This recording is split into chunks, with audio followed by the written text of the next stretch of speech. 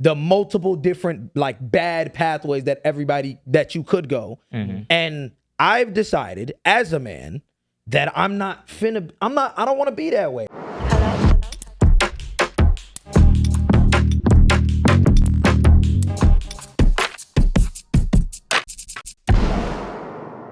Yo, what's going on, everybody? Welcome back to another episode of The Jam. What are we on, like 14 now or some shit? I done lost count. It's JJ, Abee, Allen, and Matt, the way it always is. The way it always is. How we doing this week? Doing good, Tired, bro. my nigga. Tired.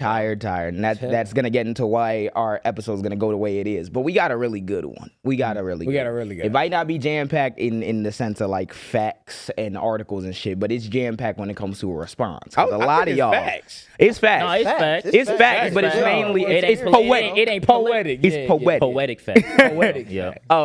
So today we first I want to thank y'all all for the support. We've been seeing a crazy amount of support after last 20K episode. on the TikTok. Yeah. Man, Wait, what's the Instagram hitting though? It's like 16, 20K, 16.4. like What happened crazy. to YouTube? five. 5.5 or something. Like How many streams on Spotify? 10K. crazy. This world's been For crazy, real, bro. it wouldn't have happened without all of y'all. So thank you for showing the love and the support. We was just talking about last night while we were plotting everything. The love comes with the hate as well. True. So we've been diving in on a lot of the topics that we talked about last episode. A lot of those clips blew up, and it got the attention of a lot of men, obviously a lot of women. So we decided to give y'all one more, and we'll get into all that. Here go two more. But yeah, today we gonna be describing a lot of stuff when it comes to our own personal experiences with relationships, how we tackle gender dynamics and everything, because a lot of y'all seem to think that we spawned on the planet yesterday Right. and ain't never dated nobody, ain't never. I get it, bro. Like y'all see like four like fine ass like, black niggas. Y'all, I get it. Y'all think y'all be like, damn, like I'd they hate must- me too. Yeah, I get it. Like they must have came from like aliens or something. No, No, like no. we came from the same shit y'all came from. What are we talking about? Yeah. All four of us got different lives we've lived.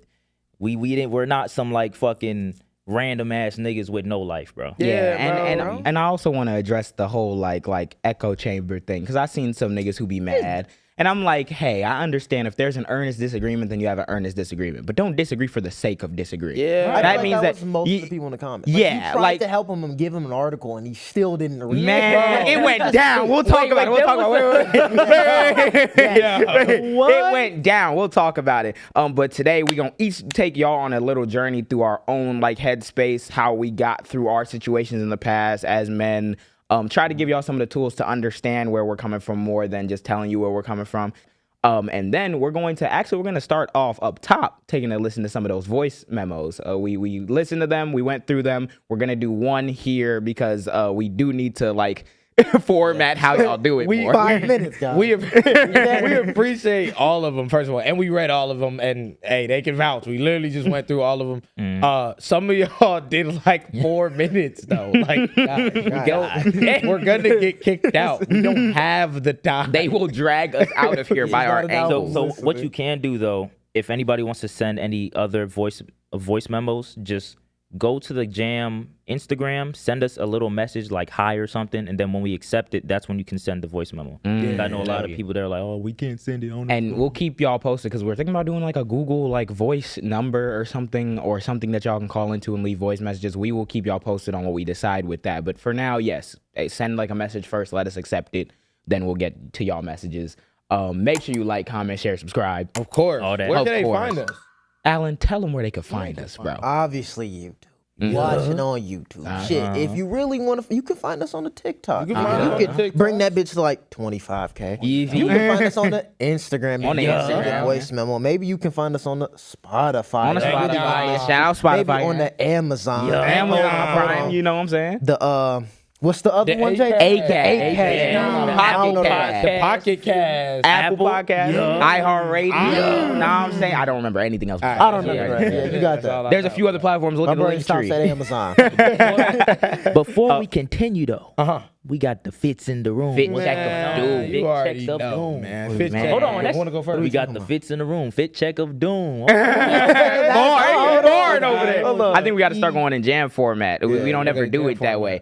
I can get us started. You know what I'm saying? I had some off whites, The bird. some off white, Shout out Bird. some off white chucks. You know what I'm saying? Then I had some nice baggy jeans. I think I got these from like Zara or something. Need to hit up True. Zara. Default blue like hoodie. You know Bro, what you I'm look saying? comfortable, bro. Yeah, I yeah, wear all cold. I worn this randomly the other day, and I was like, "Huh, this is a chill fit I could probably wear on the podcast." And then I had the chains, a little white undershirt. Just cool it. Nah, Just relax. vibing, nah, cool. Because we gonna be going through it today. I ain't want to This be like yo buttoned up. vulnerable. Like, you finna be real vulnerable. Yeah, like this open, vibe. like it's a 3/4 zip for a reason. Hey, what you wearing, gang? Hey, you know your boy got the feel like? BB. The BBC shirt. You got the honor the gift.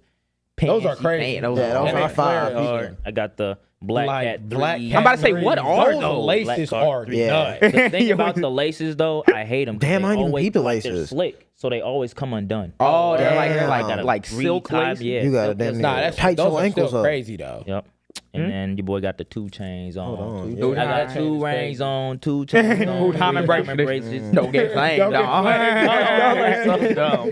All right, What you wearing? Man, same Timbs I've worn since the start of the pod.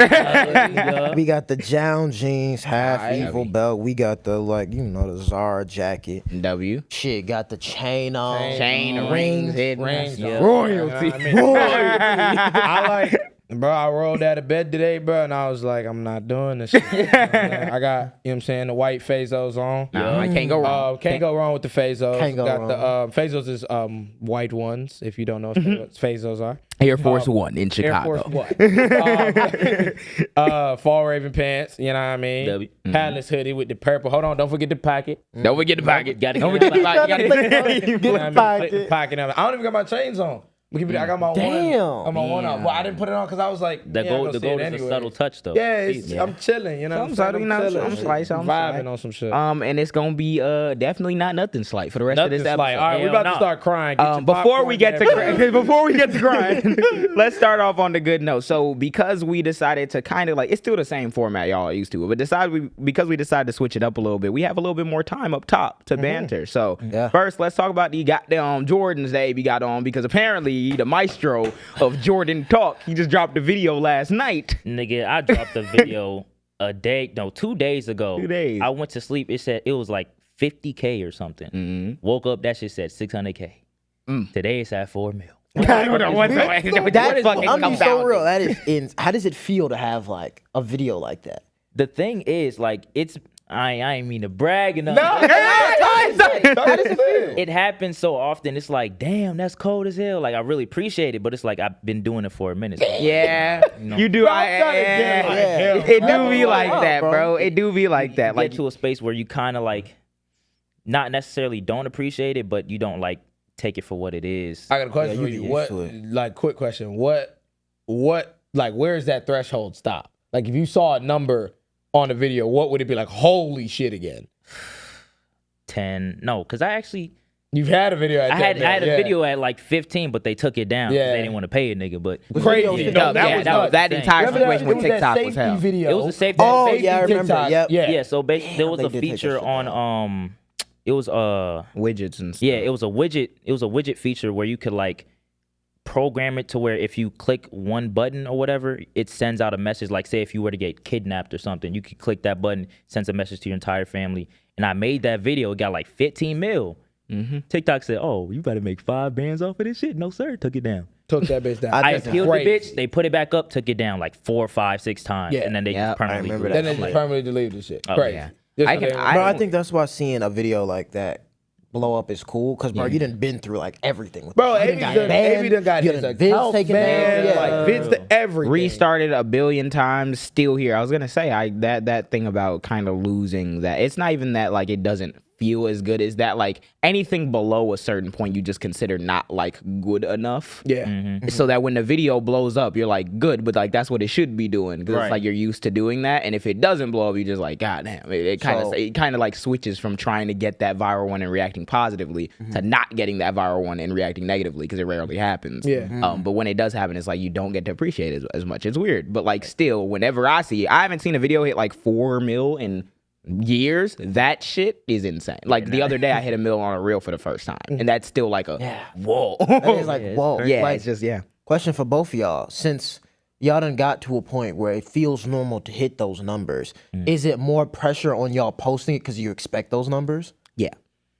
I think it's weird. It's weird. It's that like you get caught in the bind where, at least for me, because it's so much political news and there's so much writing on it, it's like always that pressure. And it's like you get in your own head about what you want to talk about and what's valuable and what's not because you're constantly making that calculus with every video. I feel like he has it slightly different because you talk about literally I whatever. could talk about a fucking stop sign and niggas will still watch the shit. Remember when that nigga did like multiple million views on that one fish video? Yeah, this nigga did it. Nigga, I was talking about a fish. But to get back on topic about the shoes, right? So we I made a video about like the different releases that are gonna drop this year. They said they're gonna drop the Tokyo 5s. Oh, which is Like, nuts, by the way. That shoe was unobtainable back in the day. So for them to drop that shit, bro, it's insane. And what I seen though, what pissed me off about the video and shit, I posted it. I got hella comments of people like, oh shit, they really about to drop these. It's cool. Like regular reactions. And then it's the other group of niggas. Damn, y'all still wear Jordans, bro? Oh my God, you want to be so different. Niggas want to be so different. All these trash, bro. What are y'all doing? Y'all still giving money to the white man, bro? I'm like, what? First of all, So did you when you went to BP and bought your gas the other day. Like, what are we you mad at about? niggas for shoes? And it pisses me off because the Jordans, you feel me? These be the only like they got a cultural significance. they got a cultural So like significance. y'all niggas be talking out y'all fucking ass. Yeah, it's like, Right. yes, the white, you're going to be giving money to the white man, but like, what's the alternative? Are y'all going to stop wearing Jordans? Like that And what was other the, shoes are you going to Niggas wear? have been trying Yeah. to stop wearing Jordans for years. And at they this always point. go back. Bro, because like Because wherever you go to buy they shoes, bang. a white They're man gonna getting be your there. money they regardless, bang. bro. Like I don't know what Yeah, to they tell you. are. And then on top of that, Besides bro, FUBU. then you go like what's the alternative in terms of like shoes when it comes to like obviously there's more shoes, but like the niggas that be saying shit like that. What do you what? The fuck y'all wear? what, I feel like I feel like I have no Louis, like, I what- feel like I have what no we talking problem about, if it's a principled stance, but it's not a principled It's stance. not. You It's just not. came in the comment section and wanted to find a reason to leave Sucking a negative dick. comment. different. So you're like, And then on top of why you it- got your Jordans on, mind you? You're commenting at work with your Jordans. Why Got you a wearing Jordan in the team back. flights? Like I'm not understanding. And the thing that pissed me off too is that one dude in the comments, he was like, what the fuck that nigga say? He was like, yo, you gotta stop buying this shit or whatever. I'm like, you acting like niggas don't have hobbies. Like I collect these bitches as a hobby. He's Yeah. like, that ain't no hobby. And I'm like, Wait, according to you? according to who? I'm like, if I were to come on here and say Pokemon cards or sports cards, Niggas will lose their mind. nigga, why y'all collecting them shits? They just pieces of paper. Niggas Lose their mind. Yeah. The reasoning this nigga gave me was because I can put my cards in the back of my closet for 10 years and come back and it'll still hold value. I'm like, Why do you think the Tokyo 5s are worth $30,000?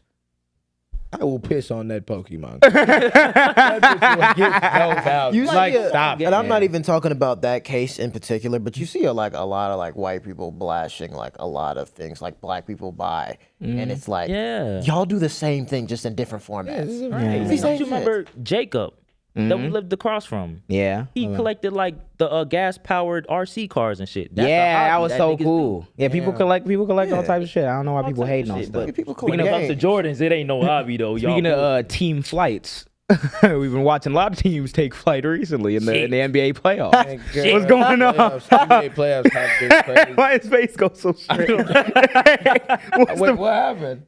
What you mean what happened? Nigga, the Cavs are gone. Oh, Cat. We already talked about the Cavs. Like, nigga, fuck the Cavs. Nah, you know what I'm saying? My nigga, OKC, my team. You know what I'm My saying? team. My They team. did who they do, dirty, bro. Did the Timberwolves dirty. If y'all don't know who we talking about the Oklahoma City What, Thunder. Timberwolves not going no more? Nah, Timberwolves they are. did. It's 1-0 though. Oh, OKC. We beat didn't them. talk about Okay. the Nuggets Huh? being knocked. Yeah, no, we didn't talk about the Nuggets being knocked. The Nuggets got knocked out. Denver Nuggets got knocked out by the OKC Thunder. And that nigga, they beat them that last game. How much did they beat them by? Like 40. Like 40 damn near? Yeah, it was some crazy shit. Then they walked into, I think it was it not at Minnesota? I don't can't know. remember. Was that Minnesota? I can't remember, I don't but know. either way, they walked in there and did them Beat the boys shit out They crazy. did them crazy. I'm Did not them gonna boys crazy. So that's looking crazy. What's the other? Oh, Knicks got and Knicks and Pacers. Pacers. Who is that today? Yeah, Might be that is today. Is the first game today? I think it is today. I think the first New game York is today. Knicks and the Knicks and Indiana Pacers Pacers. should be If the today. Knicks win, I've been. Go ahead, say it. if the Knicks win the chip, America's done. Yeah. America's done. Yeah. New York will not- New like, that's York the last will day. like. I think New York might burn to the ground if the Knicks Yeah. win. Yeah. I saw a video when the Knicks went to the conference for the first time in 25 years. Bro, New York was on Oh fire. my They were Yeah. going crazy. You got Timothy Niggas on top of Chalamet Go been on the in the sidelines or whatever, and people been calling him the Lisan Al Gaib because he's like he's standing up cheering. He looks like he's leading the entire stadium. If you don't know that reference, you bro, have to know that you reference. gotta Watch know Dune. it. It's from Dune. Watch Dune. But yeah, so and he's in Timothy Chalamet is the lead actor in Dune, so it's the funniest thing that they do. And Knicks have a lot of like momentum. I feel like I personally Okay, want- let's do a jam prediction. Who wins the chip? Timberwolves. Timberwolves. You think the Timberwolves? Timberwolves win the NBA Okay, championship? I think it's gonna be New York. Okay. I want it to be OKC, but I think it's gonna Who be you? New York. Nah, you ain't go first. You ain't go first. I think OKC could win it, but I want the Knicks to win. You want the Knicks to Whoa. win. Why do you want the Knicks I to want the win? Knicks to win. Jalen Brunson. No, I just want New York to be set on fire, but keep talking. That's another Damn. Okay. Knicks, Pacers, Knicks. It's Indiana not the fucking. Pacers. It's gonna be the Pacers. And If it's the Pacers, Bro, if it's the Pacers, I'm gonna cut my legs off. I would never watch basketball. against Okay, the Pacers. I say I want OKC to win. I want OKC to win. Yeah. But I will be like horribly sad because of what we said that one episode where we was shopping with them. I would be horribly sad. Yeah, I no. didn't get a See, pick. that's Oh, the that would other be reason why I insane. don't want OKC. Yeah, I'd because if actually like OKC OKC. doesn't win, then we didn't miss an opportunity to get a picture with the NBA. Yeah, that's like Yeah. another reason why I killed. Like y'all just killed like a free $1 million like photo. Yeah, that's Yeah. like, Like, y'all killed it. Imagine we waited on it and then dropped it right after they Yeah. won. Let's move on. Let's move on. Let's move on. Hurry up tomorrow. OKC must not win. Shut the fuck up. I'm trying to be nice here. That's not how this. I'm not poor. No, I'm being bad. I'm being bad. So the Weeknd, Oh, shit. popular artist, The Weeknd, recently. You can't act for shit. I'm sorry. Okay. Popular artist The Weeknd made a album in January called "Hurry Up Tomorrow." He dropped it, and then the other day he just dropped his movie that goes along with it. It features Jenna Ortega. It features him. It features Barry Keoghan. Barry Keoghan. And those are the three main characters, and it basically follows like. I'm assuming what is The Weeknd's journey while he was making this album, or just like a representation of what his life has been like as being someone who's famous. And it's gotten not even mixed reviews. It's gotten some horrible. Not even. Bro, and that's shitty though It's because shitty, it man. goes into what you talked about last week. Yeah. where it's like you like I feel like what's shitty about it is I feel like he can't express himself for who he is without people like riding nigga. When it's like, yeah, okay, the nigga's not Denzel. We know he's not Denzel, but the Yeah. point of the movie is more so to depict like his mental state. He's not supposed to be like, at least the way I picked up on the movie, right? He's not supposed to be like okay in the movie. Therefore, it's like he has those times where he's spiraling or he has, you know what I mean? I And he's genuinely- Canadian, guys. Like we're acting like Canadians don't have the worst accent on planet Earth. Like, I'm genuinely, sorry. I feel like it was like, I forgot, I don't know if it was mentioned here, if I seen it mentioned somewhere else, where it's like the moment that artists put a message out into the world, it doesn't matter what you intended by that message, it becomes everyone else's. They take whatever they want from it. And I feel like the vast majority of The Weeknd's career has been associated by most people as like a mainstream hit maker who like be singing, you hear him in Zara or some shit, right? So when he comes out with a dramatic theatrical production where he's like trying to be emotional, trying to XYZ, you're not going to have nobody take that shit seriously. I feel like as a product of not taking his music seriously, I feel like you can only understand it if you're a fan. Yeah. Because If you're a fan, because you being a fan, obviously, like it has its negative side, but it also makes it so like you resonate and sympathize with the artist's perspective more. And we were talking about it walking down the sidewalk after we watched it the other day, and like talking about certain elements of it that we relate to, whether it's like that anxiety before you go out to perform or like shit like that, because we do similar like creative work where you have to go and perform this shit. You're putting yourself out there. And that's something that 99% of people will never understand, especially if you just seen The Weeknd a couple times or heard him a couple times, and then you hear his regular voice, and he's like, Shut the fuck up.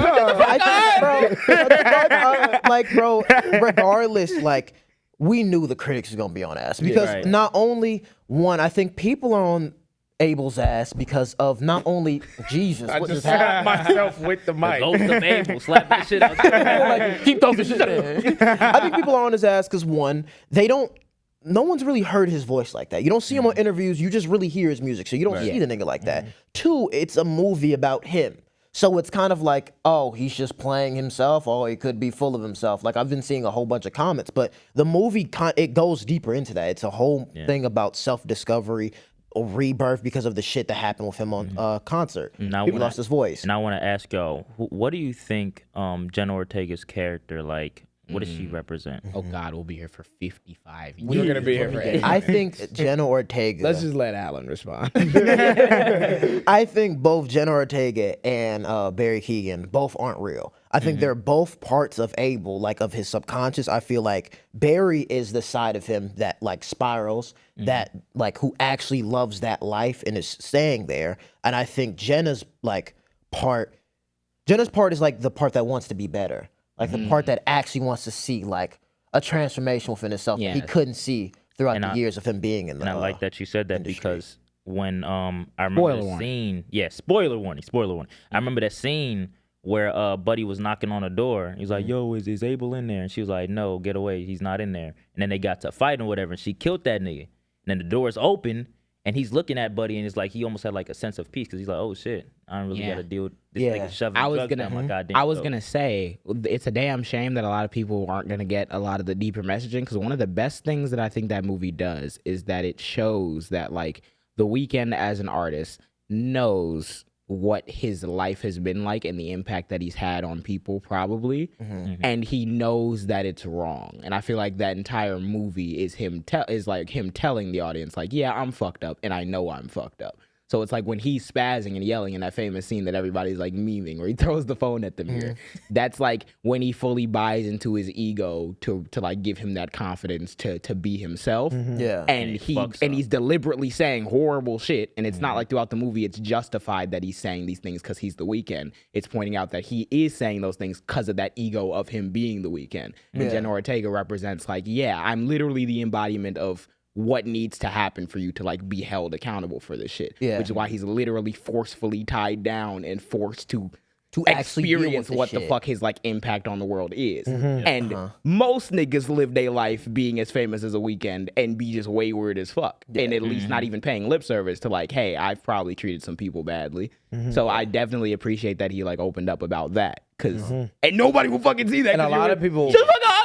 A lot of people are misinterpreting that scene, like also because, like, bro, major context is left out of that scene. All you see is the shut the fuck up because people like he can't act. But when we were in the theater, nigga, we were laughing. We were like, bro, this like scene is like actually hard because you could see it in the sense of it. That's exactly what would have happened if like you have a girl running around. And it's supposed to show how fucked up it is because it's like, that last night he was just telling Shorty all this stuff about, you can't go, you can't leave and whatever. So of course the next morning she gonna react the way she is, and he's like, I have to be on tour. What the fuck? That's what not are you how talking this about? goes. That's not how this exactly works. how the fuck it would work. Exactly how it would be. Except for he realized that he can't keep doing that shit, and that's why she's the one that knocks. Well, him I wouldn't out. even say she realized. She forced him to realize. She knocked the nigga in the head. Beat the shit out that nigga. I think you go Put him in watch the tunnel movie. and shit. I think you honestly, have to go watch the movie. If you don't, Trust me, listen to the trilogy first and then watch the movie. And Or then listen to Hurry Up Tomorrow. Yeah, and then or watch listen it. to Hurry Up Listen to Tomorrow Hurry Up and then you'll watch get the it. movie. Yeah, listen to Hurry And Up then, bro, Tomorrow. come in with an open perspective. It's not a traditional film at all. It's kind of almost like a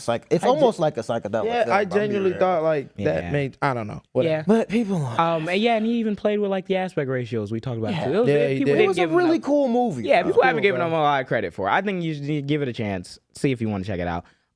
We got like a couple quick things about political news because today's not going to be heavily political focused on like current events. First thing was Plantation that just burned down. Yes. I just seen that happen. Fire for that. It was the Notting Way campaign, plantation. I almost said campation. I don't know Yeah, what the fuck that is. The Nottoway plantation, which was like one of the largest plantations in Louisiana, and in the country for that matter. They were repurposing it as like a Wedding event venues. venue, a hotel, a museum. It was being said as the plantation? largest remaining antebellum mansion in the U.S. Do you know If that's how- not and like it- a white yeah, privilege. Yeah, I was gonna Yeah. say. Yeah, say it. It burned down, right? And then W. then the reaction was W. Even though I did see an article where they were trying to, after the fact, be like, "But we lost a lot of history." Shut Yes, we the did. fuck We up. did. There was probably shit in there. It's like, oh, it sucks to lose, but also you niggas repurposed a slave house. You had niggas trapping out the slave house. Let's not be Trapping out the bando. Trapping out the bando, Now- sleeping 4 nights in the slave house. Let's Bro, what are we doing? What are we talking about? Destroy the building. My resort, please. Let's don't just gas make my the resort. comparison. Imagine niggas walked into like, I don't know where it is, but like, Auschwitz. Germany on some shit, and Yeah. then was like, yeah, we're gonna Oh, it's make in Auschwitz. Poland. Oh, it's in Poland. Yeah. Imagine niggas walked into Poland and was like, yeah, we're gonna make Auschwitz a wedding venue. Huh?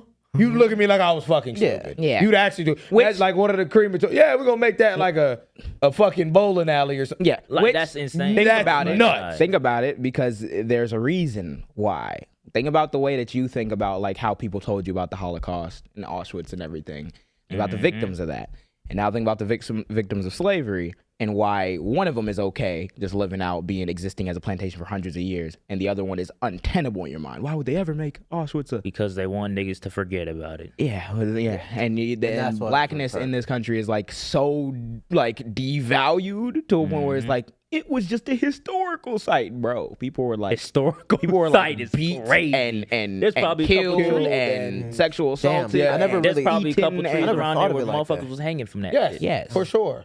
That's crazy. I never thought of it like when they repurpose shit like that. It's not the intention, but like it could be intended to just make you forget. It's the same shit. You know, it's the same shit that I think they do with it when it comes to the Confederate statues. Yeah, I Where was they gonna try say to that. say like, oh, we got to keep it because it's the our history, history, of man. it. Nah. You could open the history books that y'all want to fucking ban. Yeah. And whitewash. Learn about and it you could from that see way. it there without You having to could go outside make and see it Robert E. a Lee on a required. statue. Yeah. You could make it a required like fucking class to take. Yeah.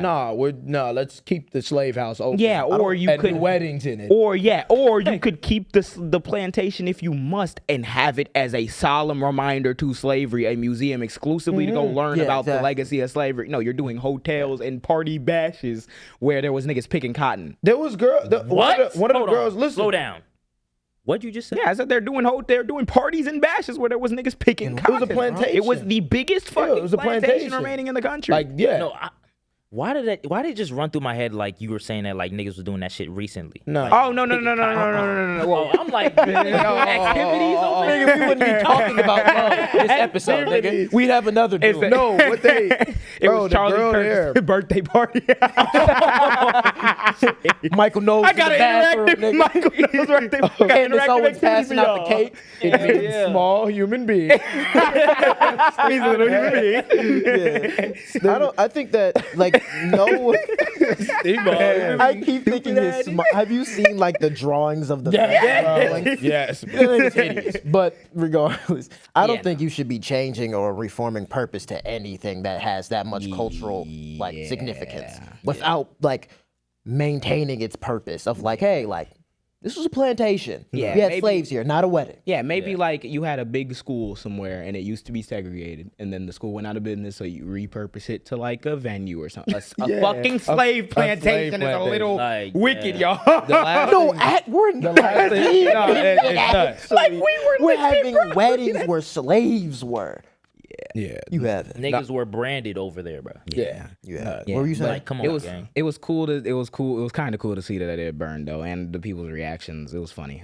But Baby. besides that, and other political news, we had a big development this morning. Actually, Jerry Connolly. I want to actually get Who the fuck is that? I want to I actually was get about the to ask you state. that. Who the hell is Jared Connolly? I want to actually get the state that he's from. Representative Jerry Connolly of Virginia, who's the top Democrat on the House Oversight Committee, just passed away at age 75. Less than a year ago, we found out that less than a year ago, he beat AOC in a race to determine who was going to be the ranking member of the Oversight and Government Reform Committee, which is one of the biggest ones when it comes to checking Trump and everything. That's why a bunch of people were like, AOC is looking like she's gaining ground. It's looking like it's going to be her time to step into the national spotlight. She should get it, and she's younger. She'll be here for a long time. And then the Democrats who didn't want to see that were like, "Oh, let's put in Jerry Connolly," after we knew that he had esophageal cancer. Damn. So he was 75 when he won, and he had esophageal cancer. And I remember it was news at the time. They were like, "Why the fuck he's 75 with cancer? Why are You we just don't putting like him?" So they AOC. knew. You don't So like- he announced Yeah. that he wasn't coming back for re-election in 2026. Mhm. So wait So a why minute, would why you are pick why are we Wait, putting so- him in the? Wait, they Y'all would just don't- know that. Yeah. Not like AOC that much. They've been AOC is fucking. But they don't want the any Democratic young. They the don't want Democratic any- Party is currently like going through it because, like you said, like it's a lot of it is based on like tenure and how long you've been there, as opposed to like what you're doing in your position. That's So bullshit. there's a lot of young people like AOC who are saying like, "Yo, there's a lot of crazy shit going on. We got to be doing this and being active." And there's a whole wing of the party that's paralyzed right now because they're so beholden to a billion other interests and wanting to keep that seat for life and So wanting to make it the their career. paralyzed niggas are the ones with the red hats and shit. Whenever Yeah, niggas with the protest. signs, Exactly, yep. protesting and everything, Gotcha. and the other ones are people who are like on the ground doing shit. So they wanted to put Connolly in there because they're like, he's been here for a long time. We respect him. That's cool. That's all well and dandy. But also, he's 75 and he has esophageal cancer. It's probably not the thing that you should. And he be just doing. died. And he just passed away. For a situation like this, they're bullshitting. Why would you put him up there? There are fascists literally running amok in the government. They have been cutting and slashing and doing all types of shit. And I was just looking at it the other last night about how like there's weather service stations that are like severely understaffed right now. Yeah. We're I entering heard. tornado and hurricane season and all types of shit. So it's like that's gonna be a whole thing. I heard don't know if back our in like opposition should be 75 with cancer. You know. with the weather service stuff. I heard that it was like somewhere in Kentucky that they didn't get like alarmed for. And a lot of people died. A lot of people. Yeah, there was a lot of people who I was reading on the timeline. We don't know exactly like. Yeah, there are some offices around like Kentucky and like Louisiana that doesn't have the capability to do 24 hours anymore. So like at the minimum they were rushed in their notification, or some people didn't get any. It's led to like I think it was like 27 plus deaths or something. Damn. So like that's That's a Doge. direct. I was gonna say That's Doge. That is a direct like effect of like Doge and the administration. Yeah. So right now I would definitely Blood is on their hands. Right now, I definitely prefer our opposition to be someone who's energetic, who's loud, who's actually listening to people. Cool. Connolly had his legacy. He did whatever he needed to do, but he should not be elected to a leadership position right now in our current political era. So, but he passed away today. I just found that out. So, condolences to his family. Condolences. Rest in peace, bro. And then finally, I did want to address Canada, UK, and France have just officially came out and made a very strong statement against Israel for the bombing of Gaza and for not allowing aid in. They've been starving people in Gaza of aid for months now at this point. And they have announced plans to fully take over Gaza, relocating millions of people, all types of stuff. So, so Canada, France, and the UK came out and were like, yeah, we're not going to support these actions. Oh, sorry. They came out and said, yeah, we're not going to support these actions. We might take full steps to do like sanctions or whatever if Israel does not stop, which is the first time That's any the of the first major time. allies have come out W against that. fucking So W. that's a W I moment. wonder what What the fuck? We're not doing a goddamn thing. What is our response? We're sitting here crisscross applesauce looking. Just we're not doing Like shit. some bullshit. We're not doing shit. So that situation's going to be developing, but it was a very good step for Canada, UK, and France to finally, better late than fucking never. Yeah. That. You know who I saw actually just talk about Palestine? Who? Theo Von. Did he? Yeah, he just made a statement about how this is crazy that we're like publicly seeing like. He just now made it. Yeah, just now. The that, like, Theo where the Von. fuck and then he at was like, before? guys, I think we're seeing a Oh, full you think? genocide. Oh, you That's think? what he says. He's like, I think we're seeing a genocide right now. You And I was just watching it. I was like, you have it. You think? Man. We've been talking about this for how long? Gosh, Before Trump the and had election the ended? craziest niggas Yeah, on your yeah, shit. yeah. But Yep, now yep, you're yep. just seeing it. Now you're just seeing it when niggas is already dying, and if aid doesn't get to the people in Gaza, I think there's like 14,000 babies wouldn't. Like, Yeah, it was. yeah. I just seen a couple posts about it. It was a bunch of babies. It was like 14,000 or 14. It was something. Will die in the next like 48 something hours because they've been starving them of aid for that long. and niggas just now seeing it. And then a statement by Keir Starmer, Emmanuel Macron, and Mark Carney, which are the three prime ministers / presidents of France, UK, and Canada. Yeah. They said they condemn Israel's expansion of military operations in Gaza as wholly disproportionate, adding that the level of human suffering in Gaza is intolerable. We will not stand by while the Netanyahu government pursues these egregious actions. If Israel does not cease the renewed military offensive and lift its restrictions on humanitarian aid, we will take further concrete actions in response. Mind you, this is all I've been asking the United States government to do this entire fucking time. That's all we gotta do, and they would have been like, okay, Since my the bad. moment it started getting That's really like because Israel's not gonna They're do not shit. going to do They're Israel's not not gonna- going to fight us. So all you Yeah. gotta do is make a statement like that, and they'll say, "Oh, my fault." yeah. And that'll be it. And then obviously a million things come with that. But Yeah. at least Start people aren't there. just senselessly dying on Yeah, some shit. exactly. And, they will not muster up the courage to even fucking do 14,000 that. days. So, Theo Von, thank you. Just now seeing it. Just now said it. But let's get into everything, right? So this episode kind of came about in a weird way. So we were all trying to plot out what we were going to talk about.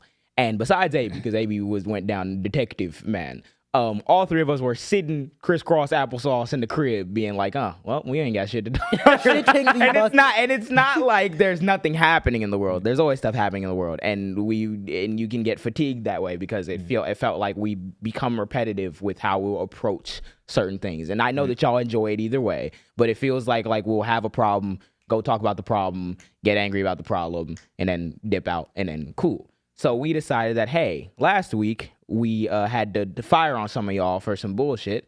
So let's explain how we got here. So when we were trying to format what we were going to talk about, we had decided to look at some of the voice memos. And we got a very interesting voice memo question that kind of went and shaped the rest of our podcast. If you want to play that now. Yeah. we can. One, I first want to say shout out to everybody that did send voice memos. Yes. We got some from a few people. So I do want to say we read them all. We heard them all. Thank you guys so much for the support.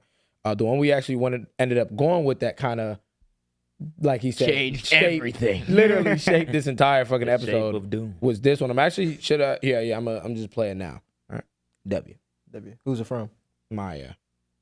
Oh shit. All right, Maya. Technical difference. Nah, Maya was just on mute. Hey guys, my name is Maya. I'm 20 years old. I just recently discovered you guys on Instagram. I love you guys' podcast and what you're doing. The topic that I kind of wanted you guys to touch on was kind of like dating. I'm 20 years old. I've never actually dated someone, and I'm saving myself for marriage. Okay. And I already know it's already difficult out here to date, but with sex not being on the table when it comes to me, I feel like makes it 10 times more difficult. I think in general, the idea of having someone who's never been with anyone, for men, the idea of it sounds good. When it actually comes to committing to abstain and wait with me, and then just the idea of marriage in general, a lot of men are not ready for that. So I just kind of wanted to get you guys' perspective on that, the whole body count combo thing, and just kind of see what you guys had to to say about it. What's he cooking? All right, first of all, First Maya, off, what the fuck what are are you you cooking? And why don't we have any? Like Maya, she got she making like fried eggs. Yeah, or or some something. shit. Like I don't know, some shit. We appreciate that. First of all, Yeah, Yes, thank you sir. for the question. I was gonna say, from my experience looking at a lot of like the red pill shit, right? Mm-hmm. I fuck with what she said about like that whole the idea sounds really good to people, because in the body count conversation, me and Alan briefly started talking about it last night. You see a lot of niggas, especially in the red pill space, that make a big focus out of like, my girl gotta have one or less bodies. They can't have That's been with no one. unrealistic Da-da-da. as hell, bro. And I'm like, Unrealistic, bro. y'all want to date kids, bro. Like y'all will talk about Tell it like it is. Tell it like it is, bro. if they've had sex before, then they're tarnished. Like you want to date a child at the end of the day, and I feel like she said, a lot of men do like the idea of it. They tell themselves that they want their girl to be tainted, not tainted and pure But then and when you untouched. have- But when then you when have you a have lady- somebody who does not want to actually like have sex and wants to wait till marriage, you will see how quickly The red pill these niggas niggas are will gone. fold. Where they at then? Yeah. Where they at? And then you're cheating. But it's Yeah, like, exactly. like Now you're cheating. Used to pray for times like this. Now you cheat. now you're cheating. bro. But yeah, that was that question about dating kind of made us all want to go into like our own stories, different shit that we were like dealing with, and how we like dealt with those very things. Because every dude and every person who gets into a relationship is gonna deal with those interpersonal, like what. To all you healthy bitch ass niggas that was in our comments. Oh, y'all just don't. Just wait until he wait just wait until- until he faces the false allegations. Just wait until I've never heard more men like excited for other men's downfall. Just weird, Like, just weird, Jesus right? God, it's So so for all men in these comments. Come out, y'all. We'll accept y'all. for all of y'all niggas, this is how you learn something for real, And please. this is where you become a real nigga. Yeah, this is where you become a real man, bro. Turn your ears on. You know what I'm saying? Yes. We finna get into the nitty gritty, real, bro. because we didn't just come about and say the shit that we said out of like, because we were spawned on earth as perfect beings here to give you divine wisdom on how to approach relationships. That's not how it went. Niggas are real people and have gone through our own shit, and just so happen to be a group of niggas who didn't come out on the other end of what we went through and be like, fuck all women, even though you still want the women, or else you wouldn't be in these people comment section. What exactly was that sound that just played Don't out worry loud? about it, bro. Let's get into your first topic, Okay, man. so Don't even worry about it, Dan. I don't know what It ain't even worth it. what Dan. that nigga was watching. It's not worth it. But Okay. before you start, niggas definitely cried in the car before. Niggas Yes. definitely did a whole bunch of shit, bro. And I feel like a lot of you niggas need to cry in the car. Maybe that will get you to let go of some of this shit. So, okay. So, beginning what I wanted to do is the bigger thing, right? And how we're all going to kind of be addressing is finding masculinity in the age of bullshit. Because we talked in our episode last week about men's mental health, and we did talk a lot about like defending like your peace, defending mental health, and trying to rid out a lot of the negative things that are propagated by other men into the community, but even that other women believe too, because they also have been socialized to expect certain things from men that they probably don't even really fucking want. It's varied. So I started thinking about my relationship that I was in, finding boundaries and how I handled it while I was in college. Because I was like, I can't sit up here and tell y'all in any other way, shape, or form like how I came about conclusions besides literally just going through it. Right.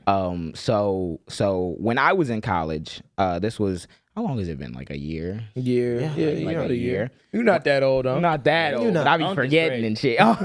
It's so when I was in college, I was in a relationship that I had been in since high school, since my senior year of high school. It went up until my sophomore year of college. And I remember initially, right, being in that like first love, like one and done mindset where I'm like, all right, this my dog, and that's just kind of it, right? I'm now a firm believer in that, like, it's not that you shouldn't believe in that. I think that you should like be accepting and okay of the fact that it might not work out that way. And the reason why is because I feel like through growing through my relationship, there were certain shit that I would not have known, that I could not have known at the time because none of those boundaries were set for me yet. Like you go from being 18, a senior in high school, and being single and just kind of thinking like, oh, I have a crush on this girl, whatever, to actually having a relationship that lasted multiple years. And I feel like prior to getting to that relationship, you have no way of telling yourself. You don't know. You don't know how you're going to react to certain things. You don't know what standards, what boundaries you should set for yourself. And that first person kind of helps you define some of those boundaries. And that's why I think that like it should be okay, a thing or whatever. But I didn't see that at the time because I'm like, senior in high school, this is my girl. I wanted to date her for a long time. So I was like, all right, cool. And I remember one of the things that I started thinking about was it was around like 2023. It was around the time I flew out to debate Michael Knowles. I remember I was making TikToks at the time, and I had just made a pretty viral TikTok where I talked about this Fresh and Fit clip where they were basically on the podcast, and there was this girl there, and she was like, oh, if I'm at a pool party in a bikini rolling up or whatever, and some dude slaps me on the ass, like, is that justified because I decided to sexualize myself, or is it like he just did some fuck shit? And the answer that was given, and the answer that a lot of men will say, which is why I'm talking about it, because it sounds intuitively correct, is, well, there are men out there like that. That's not the way it should be. But at the end of the day, we got to live in reality. There's some crazy men out there, so you got to protect yourself, and you can control how you dress, so don't dress that way. I seen a similar sentiment on the Joe Budden podcast recently because Mark Lamont Hill was on it, and they were talking about Diddy and Cassie. And I think the conversation strayed into like the culpability of someone like Cassie. Like the victim has some obviously like accountability or like in a situation, but like what extent does that go? Is it productive to focus on Cassie's role, or is it productive to focus on like Diddy's role and XYZ?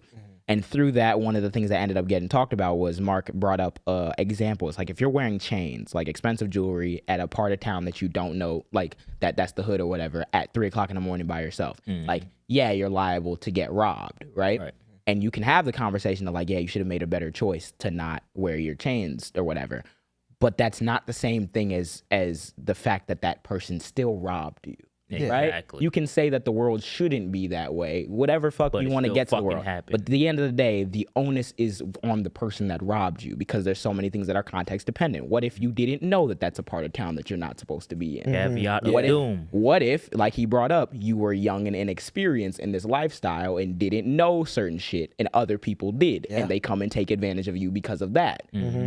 That gets into a whole relationship. Yeah, also, I think it's context. It's context. You have to provide that greater context. People usually often jump onto immediately. Well, no, you shouldn't have been wearing that shit. But it's like exactly. Sure. They try to put that label on every single person. Oh, you should know. You should know. What if you just don't fucking know? You just don't know, and you're on a very fine line with having a victim take accountability because regardless that abuse comes from, or not even like the accepting of that abuse, but that you're in that position because of your mental state of that like what that person did to you. And I think you're on a fine line with someone being like, well, you should have thought about this before you came into it. I don't think they can really heal after like just blaming themselves, be like, man, this is my fault. And I'll also say, I feel like the conversation is a conversation that's only had in that regard because men control that narrative. And what I mean by that is that, like, if we're talking about a man who was sexually assaulted, I don't think that you'd find a lot of these people who pretend that they're men's rights activists or whatever, red pillars, that would dare bring up anything about the culpability of the man in that situation if they were a victim. They'd never say, well, what were you wearing when you were... They would never say to a that nigga. to a man. I remember I brought up in that video as an example, I'm like, the dress code at the party that we're talking about is swimwear. Yeah, it's so a how pool is party. a woman sexualizing herself by wearing a bikini? That means that a nigga who's wearing swim trunks is sexualizing himself, right? And that means any woman could walk up to him and grab his dick, right? Like, no, you wouldn't think about it that way, right? So I feel like because the dynamic is that men have that paradigm where they're like, hey, most of the time men are the perpetrator of the violence or whatever, but a lot of you niggas don't want to believe that, it'll be like, well, what did the woman do? What did she do? We know that. And that's the thing. I think men know that. Yeah. We know who's doing most of the, like, we know. You know it. You know and, Y'all niggas gotta be real with yourself. Be real with and yourself, the reason why bro. the reason why we got into this is because, speaking from my personal thing, right? I remember at the time when I was making these videos, I didn't really have a roadmap for what masculinity looked like for me. Abee was there obviously as my older brother, so I mean I had that nigga the reason why I play baseball. So I had certain things that I pulled from him, but like our dad wasn't like in our lives. So we were raised with our mom, and the only aspects I had to pull from masculinity was like him, my older brothers, y'all when I went to school and stuff like that. So I didn't really, by the time I was college age, I knew how I felt about myself, but I didn't really know everything. And I still don't know everything, obviously. So I remember at the time when I was making the videos, I was like, I hate the fresh and fit niggas. They're objectively wrong about a billion things. I've watched people deep dive into like sources on these different matters, whatever. And I know that they're wrong. But I didn't know what the right answer was, nor what answer like fit for me. So there were certain insecurities that I had throughout my relationship that I didn't really have any tools to address. Like when it came to that conversation about what to wear. I am a very hands-off person, especially when it comes to that. I don't think there's ever been really a time in my relationship that I joked or even like said like, nah, you're not wearing that. Maybe like joke, because me and her would do this thing where like if one of us was looking really good, it's like, where the fuck are you going? Like just in a lighthearted way, but like never genuinely controlling like what the fuck you wear, because I knew, at least to a certain extent, that I didn't really care about it, but I didn't have the tools to understand that. And the reason why I put in here like how we understand studies is because I feel like that's such a thing that is missing. And I don't think you can understand where I'm coming from unless you understand that part. And when I was looking and researching that video, it actually changed my perspective, because I started to realize like a study is not just something that someone in a lab coat handed down from an ivory tower and then you just hold it up and be like, this is how we're supposed to do everything. Right. No, what a study is very simply people who have resources gathering those resources to go ask people these questions and to run surveys and to conduct tests or whatever and everything to really figure out what the reality is. A lot of you niggas be saying, well, we just got to operate off reality. But you don't listen to the people whose job and expertise it is to go and make sure we ask these questions in a way that does not lead an answer the wrong way. We ask these questions in a way that gets genuine answers from people, and they studied on how to do that shit. And then they go do that, they bring the results back to you, and all of you ignore it. And I bring that up because I bring that up, and I'll put the screenshots in when I eventually make this into a broader video. There's been so many studies on sexual assault rates. We know the vast majority of the time the person who commits a sexual assault or rape or inter-partner violence is somebody that's like close to them, whether that's when it comes to men and women, whether that's your partner or whether that's family, your brother, your dad, your uncle, whatever. Most of the time, the men that are going to be committing these crimes are going to be in your immediate family. Those are the people you need to be worrying about first before you're worrying about what your girl's wearing around strangers. Right. Then when it looks at, when I found a study when it looks at instances of sexual assault and if they correlate to what clothing the victim had on, there is studies that will show you that like, hey, the interpretation is different, as in men will see a woman with something with something like on that's like lewd or whatever, and men will assume they've actually studied this, men will assume that that's like soliciting sex, like they actually are wearing that shit because they want to do some sexual action. And women, when asked in the same thing, were like they wanted to feel like accepted and positive about themselves in like a social setting, which you might be like, they capping, they just wearing that because they want to but do you walk out the house every single day looking nice with the intention to have sex with somebody? Like, you might go to a club or something and be like, if it happened, it happened. But you don't go to the grocery store dressed nice because you're only considering that you want a girl to, like, notice you. You just want to feel good about yourself. And I think that's a part of exploring your masculinity in fashion and understanding that, like, bro, like, I'm not walking out the house every day like, damn, bro, who can I fuck on today? No, bro. Like, half the time I'm like, when you like actually like start to think about this shit. Like, bro, we all bust fits on the pod. After this shit, we go home. I go home. Like, we go home and go to sleep. We don't think about it like that. So if you don't think about it like that, you shouldn't be assuming that women. So so that's that first thing. Go ahead. I like that you brought that up about how it doesn't really fucking matter what women wear, because niggas are just weird ass niggas. They gonna do whatever the fuck they want to do, right? I seen this story and it pissed me off to my core. It said Florida man arrested after allegedly R-wording a woman who was injured in a car accident. Victim claims he took her to his home instead of the hospital, and he said, "Open your effing legs, you made me crash my car." Mind you, nigga was like, he's mentally ill. That nigga. And you wanna know what's funny? That tracks on exactly what I was just about to bring up about like the psychology of people who will commit like sexual assault or rape. It's also known that they don't choose, because it's a crime of like of power and not sex in a sense. And what that means is that like these people choose their victims based on how vulnerable you look. That's why the clothing thing doesn't really matter, because it's actually more likely that women who are sexually assaulted or raped are wearing like full clothes, sweaters, something that makes them look like soft and approachable, because that's what the fuck these people are looking for. They're not looking for your body parts to be all out or whatever, and that means I'm gonna go. They're actually looking for people who look like they're not gonna fight back. And you just got into a car accident. You're injured. That makes sense. That's not like I seen the girl behind the steering wheel and she bad. No, that is you're injured, and this person felt in his sick ass mind that I could just take advantage of this person, and that's what they did.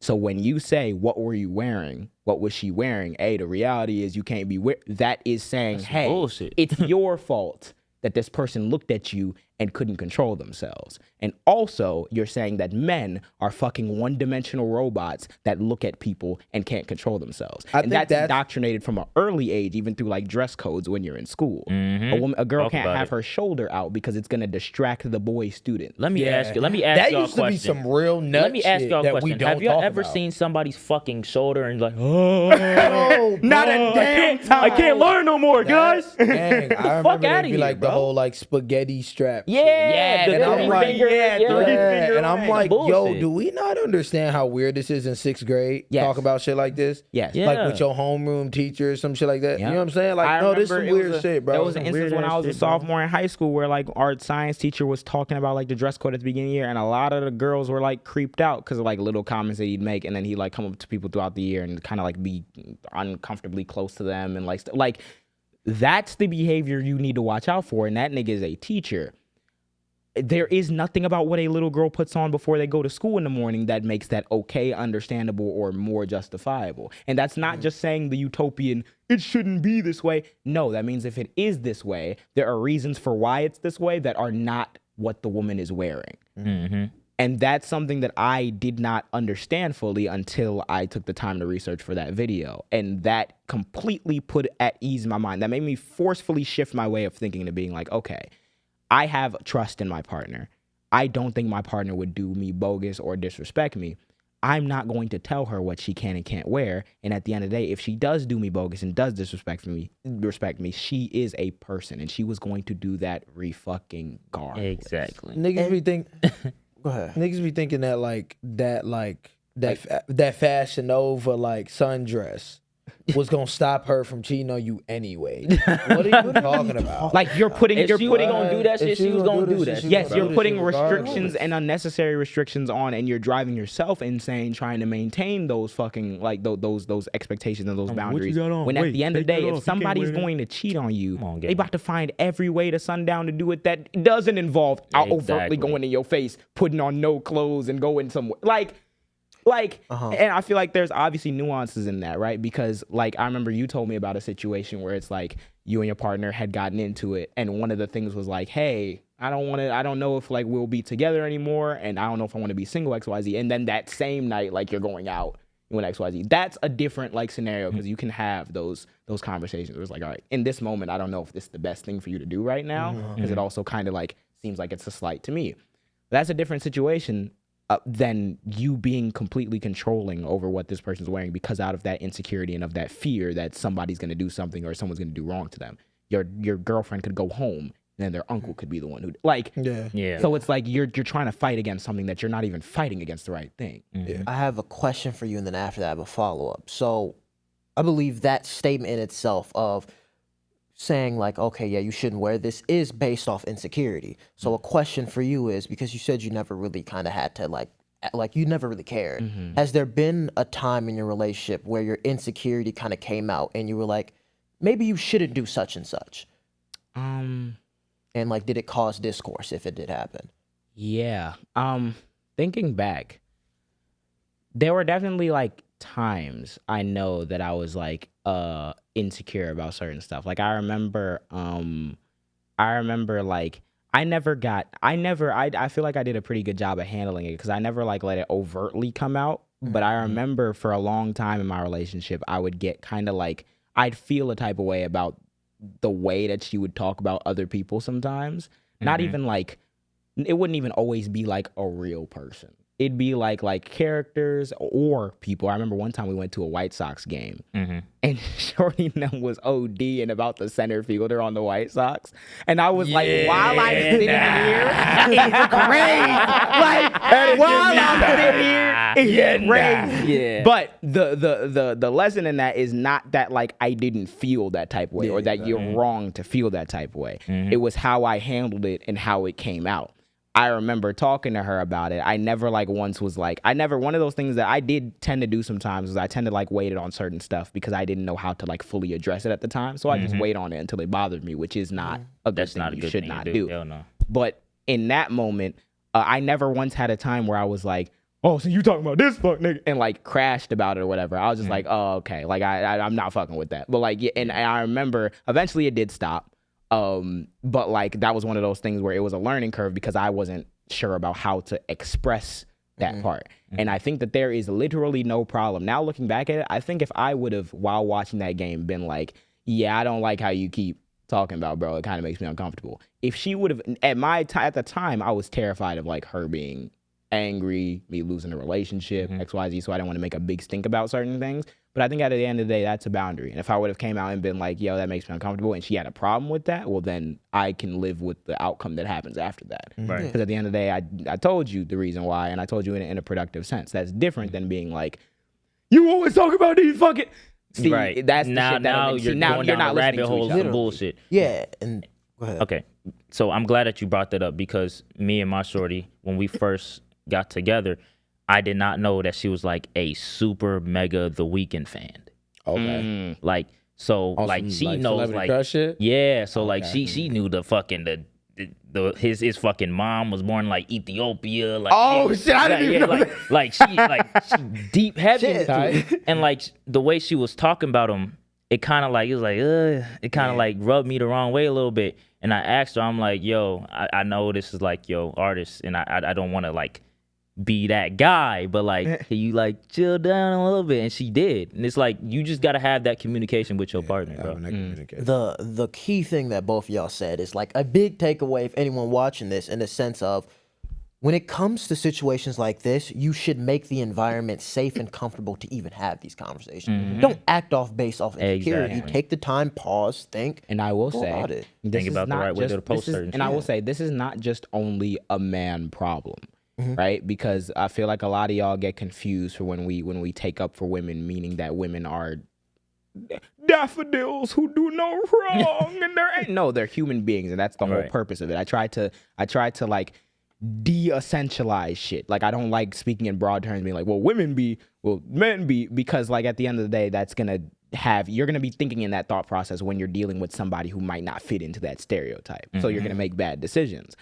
The thing is, there's a lot of women who aren't going to be ready for that either. Nope. There's a lot of women who you're going to try to have that conversation, that productive conversation, if you do get the tools to do that, and they won't be open to having that conversation because they also believe a lot of the fucking toxic mindsets that men believe about themselves. And the reaction to that, because a lot of y'all was like, oh, I can't wait till they experience. The reaction to that is not to go through that situation and be like, well, communication's meaningless now. The reaction to that is to believe something in principle, and if it does not work at a different time, try to apply it with a different human being where it could work. Exactly. Yeah. You don't then like live through that decision and that bad shit. And it's like, beautiful. oh, well, she wasn't like, yo, she wasn't listening to me. She wasn't negative. And women ain't gonna want to have that conversation. So then you just go through your entire life dating people who you don't even want to have a conversation with because you don't think their perspective matters. Like, that's how you fuck yourself over. And then you will attract those people who are toxic, who fit into that women bad stereotype, and then you'll tell yourself you're justified, but you never gave an earnest shot, even if it doesn't work out. Because with me, it didn't fucking work out. Right. Also, what people don't realize is that's how like it can start. Like the relationship can start off good, but I think that's how you create a toxic relationship. Because now you're enforcing the dynamic of like, okay, there is no conversations. They're straight yelling based off insecurity, and that's how you make that dynamic. I want to ask you, speaking of that insecurity and everything, I want to ask you, like, about, because I've been yapping. We're gonna run out of fucking time. But I want to ask you about like how you juggled your situations in the past, or like something that you think that it's useful for people to take from it, in like a way that you applied yourself, either a mistake that you made or like a way that you see in the future, like, all right, yeah, I probably was like, or I could have handled this situation better, or I did this in a positive way that actually helped me. Okay, so I've been thinking a lot about like a take that everyone says is if you have like big insecurities or big problems, you shouldn't be in a relationship. And I was thinking about that. I was like, like that does sound true on paper, but then when you kind of like actually look at life, I'm like, I don't know, because I feel like in a sense of like being in kind of like in my first real relationship, I feel like it's not only helped my insecurities, but also kind of worsened them, because it's like, it's literally in your face. Like there is no, because before you can't run from it. Because before I was in a relationship, like you don't have to think about it. You could just do whatever you want. There is no consequences to actually having those insecurities. But being in a relationship, like it's all in my face. Especially like, with someone you actually love. You get a physical reaction to everything that happens in that relationship. Like you cannot just go to sleep without hearing from this person that you are actually in love with, because it fucks up your sleep, or it fucks up how you feel, your stomach, your brain, your heart, everything. I remember when I got hit with the breakup of doom, nigga, bro. I couldn't eat for like 4 days. Nigga, like when I told you, it'd be like, that first breakup, bro, it make you lose at least a good 20, 30. Nigga, I lost like 15 pounds like that first like 2 weeks. Yeah, you be sitting there just in your shit. It's almost damn near poetic, because it's poetic. I'm gonna tell y'all this, right? Because before they were in relationships for me, so like I got to like see their dynamics of like them first coming into love, and I wasn't in love. So like at the time they're telling me their perspectives on this shit, but I'm like, I'm not really hearing them. Like they're not eating after breakups. I'm like, damn, like why Matt so mad? Or why JJ so sick? Nigga,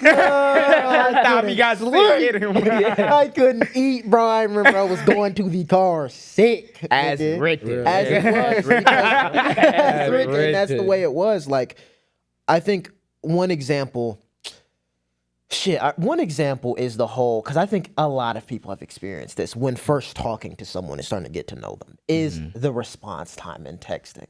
Yeah. So like you can really like introduce someone and like you're not getting those fast reply backs, and you're like, man, why aren't you texting me? And I like that you said that. For the men out there, bro, you have to be occupied with something in your life, bro. You have to, because if you're not occupied, or you don't know what the fuck you're doing, bro, situations like that will fuck you up, Tweak bro. you the Oh fuck out. my will, god. I think even in this, like going back to the original question about like the Maya's question about like dating in general, that has made texting and social media culture and all that shit has made dating and shit like that 50 times harder. Yeah. You cannot be all up in your phone all day. You can't. You're going to drive yourself And that's insane. what I'm and that's gonna say. probably where some of y'all hurt ass niggas in our comments be. Is like y'all drove yourself to a point of insanity. That's what I was gonna say. I'm gonna break with the popular media name. I'm breaking the echo chamber, guys. I'm gonna push back a little bit on what you were saying, because it's like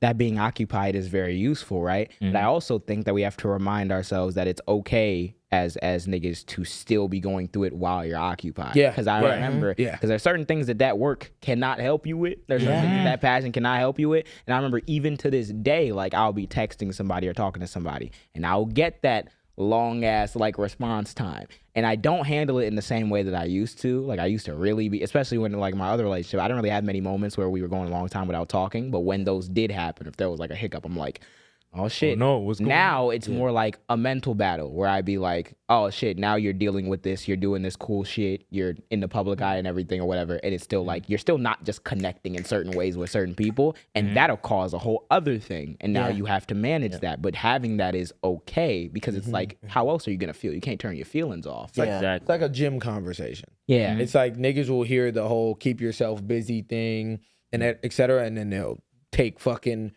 8 shifts at work like I used to do. Okay, Or they'll I don't know. fucking- I don't know about that. No, real shit. But you That's know how what it niggas is? process that shit.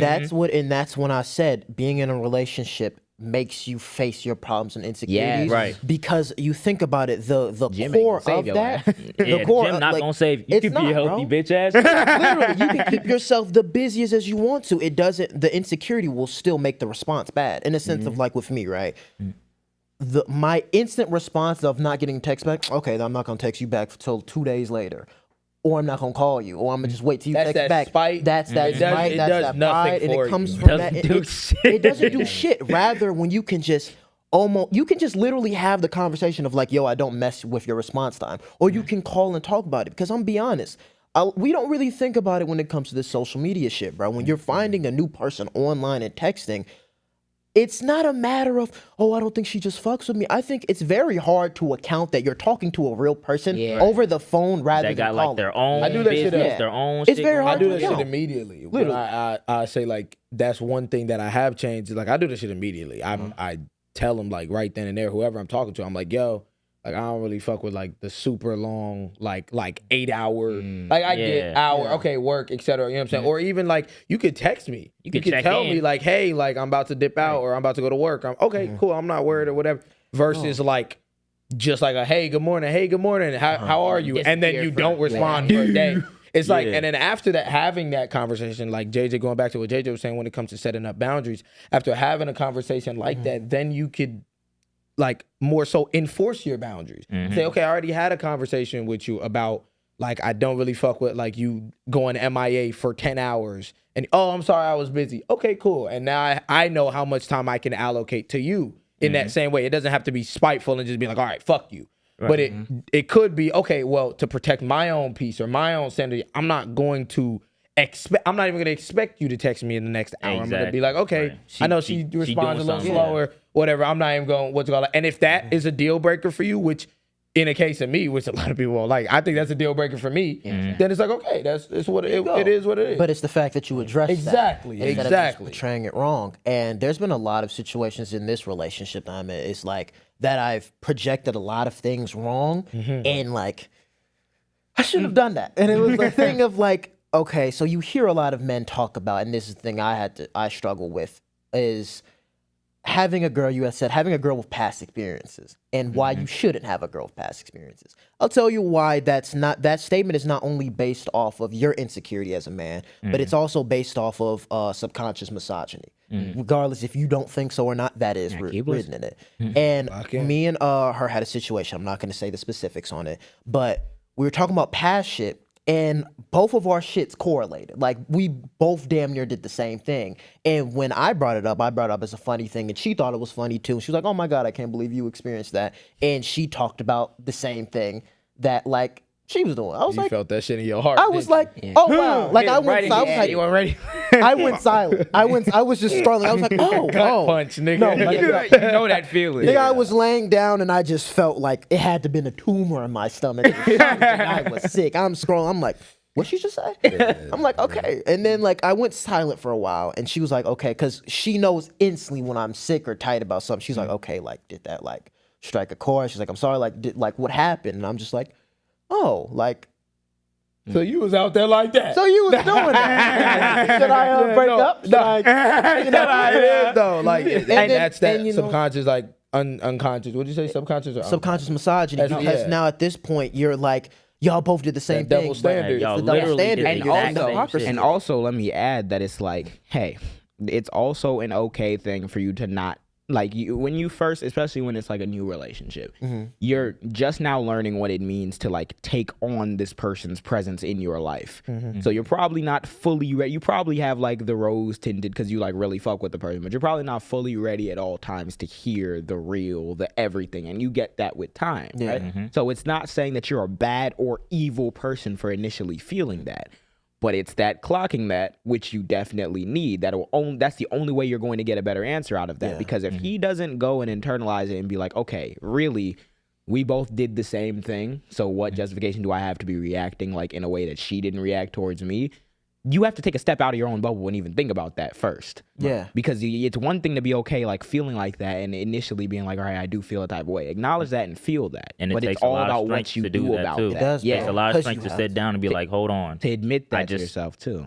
felt some way that I shouldn't be feeling because we both literally did the same shit. Yeah. And So you it's a lot of unpacking that you got to do, right? Literally, and going back to the first point of how you confront everything in your face, and you see a lot of relationships don't work because some people can't get past that, in the sense of like, you have to accept that, like, okay, I have this issue, but it's okay that they went through the things they went through. I don't have to make a toxic dynamic. It could just be addressed and you can move on. Therefore, you can see her perspective.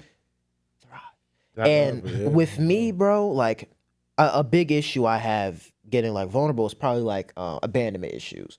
So there is a lot of things that she'll say just on some calm shit, like not even a big thing that will like trigger me, and like I'll instantly like, okay, I need to go. I'll hang up, or I'll do like not the positive things to kind of do in a relationship, and it brings off distance, rather than like you can just have the conversation of like, okay, I'm gonna tell you this, like I have X and Y issues, but like, can you please not do this, or could you address this lightly, or like, what do you mean by such and such? Yeah, and I feel like that's completely like normal to have, because you're still gonna make mistakes.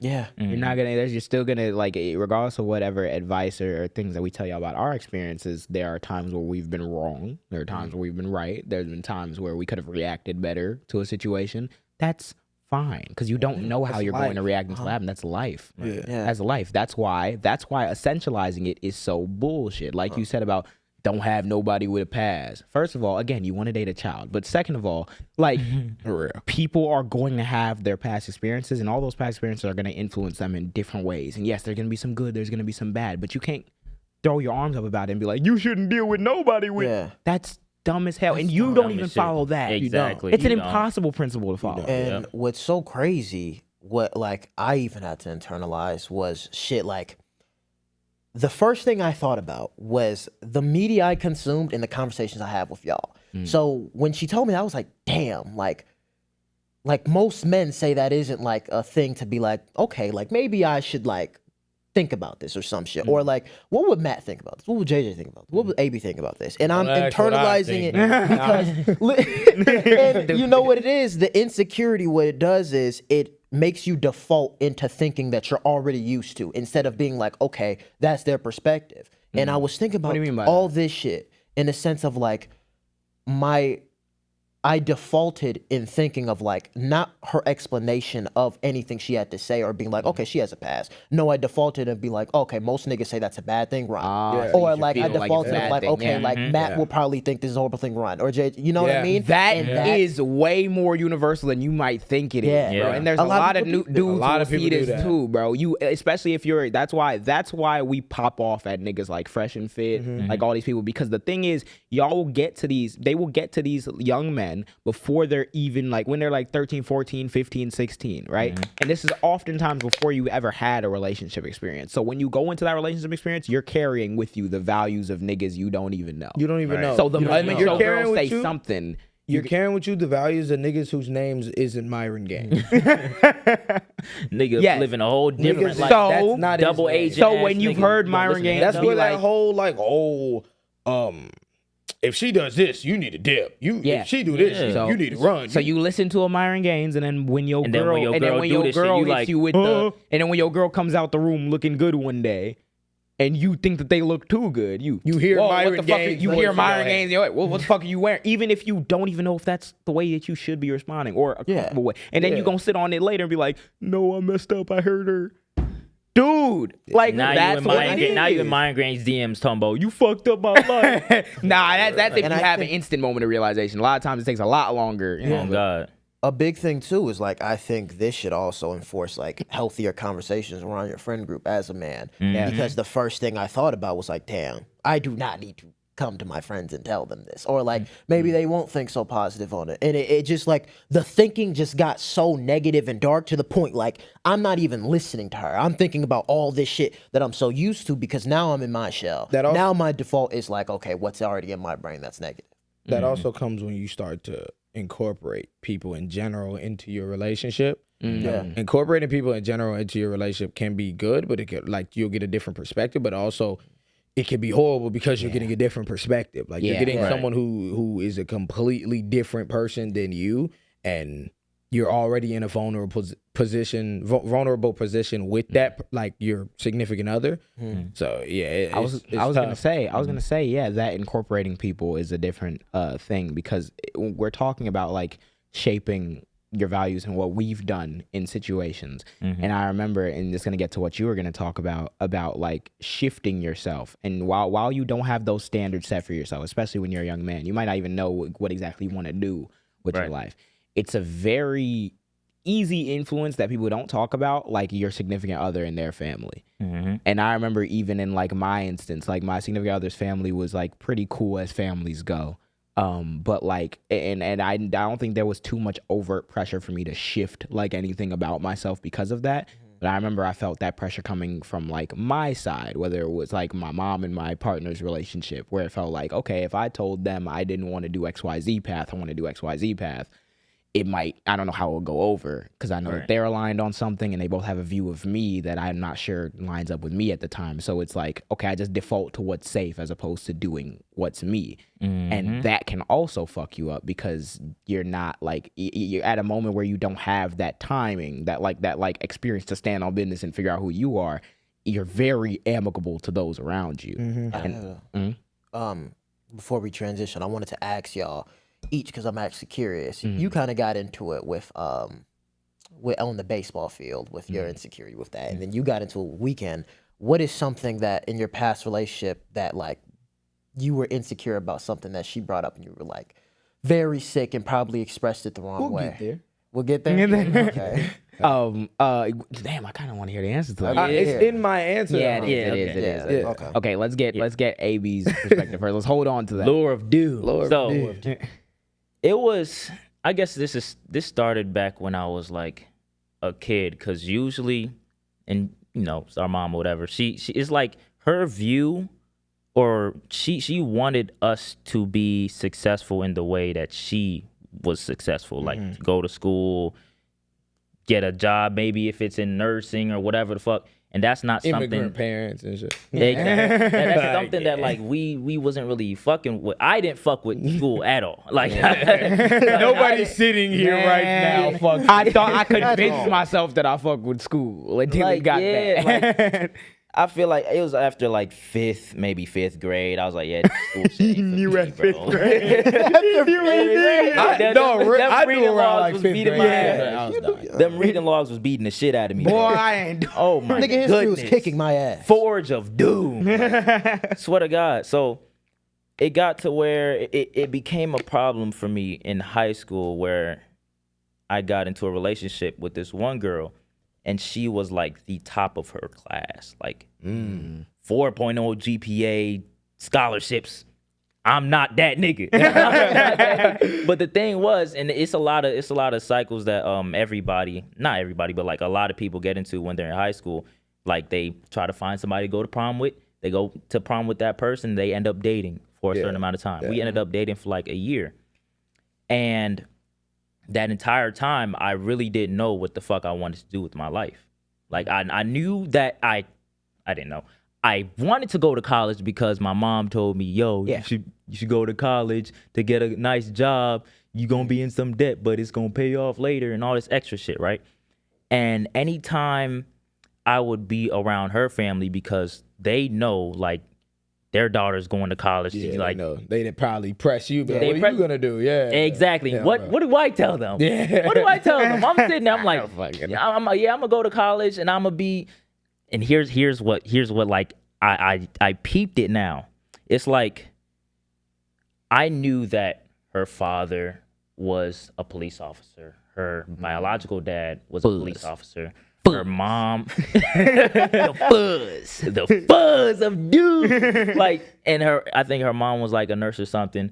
So me not knowing what the fuck I want to do, I'm like, how do I please these people in this point in time? How do I make it easier on myself? I'm going to school for criminal justice. I didn't know shit about criminal justice. I didn't know shit about criminal justice. Don't care about no criminal don't know shit. He wanted to be a YouTuber. He just Bro, I'm like, okay, yeah, I guess that's what I want to do in school. And they, but that's not Criminal justice. Criminal justice bullshit. So man, like it gets to a point where like You got to find out who you are. yeah. Before. I'm glad that you said that. Before any of y'all niggas that's watching this, bro, before you get into a relationship, please find out who exactly like who you are. Do not go into a relationship without like, or don't get into a relationship and try to make yourself somebody that you're not to please your partner. Yeah, real. Don't do that shit. I think we've all done that. Yeah, to I a was certain that like extent. segued literally perfectly. And Yeah. I'm not I'm not even done yet. Yeah, but like, continue. so it got to a point where I think it was my first year in college or whatever. I dropped out like first semester. Real. And now that I think about it, she wasn't like really fucking with it. And I was like, oh, well, I'm gonna do this XYZ. And I felt like that was like the time where I really like realized that the person that I was like pretending to be for her and her family, that was not me at all. So when I showed like who I really was, she didn't really accept that. But And at that's the same real. time, that's real though. Yeah. Because it's like, And look, and that's what I was That's gonna real. say. And look what happened, right? You're sitting here doing what you wanted to do because you accepted like who you wanted to be, right? The Exactly. reaction that you don't have in that scenario, right? Because like I said earlier, there are a lot of women who will not be ready to deal with whatever realizations you come to about yourself, even as a man. The reaction in that situation, when you have a partner that is not like supportive of like who you want to be, should not be, all right, well, fuck. and that, y'all, and y'all, that right. was all my women yeah. are. and that was my reaction at first. Yeah. That was my reaction at first because after we had that conversation, it was a big like fuss or whatever, and then we kind of got back together, but it was still strained a little bit. And then I think it was right after her prom, because I graduated a year before her. So after her prom, she left. She said, "We can't do this no more." Damn.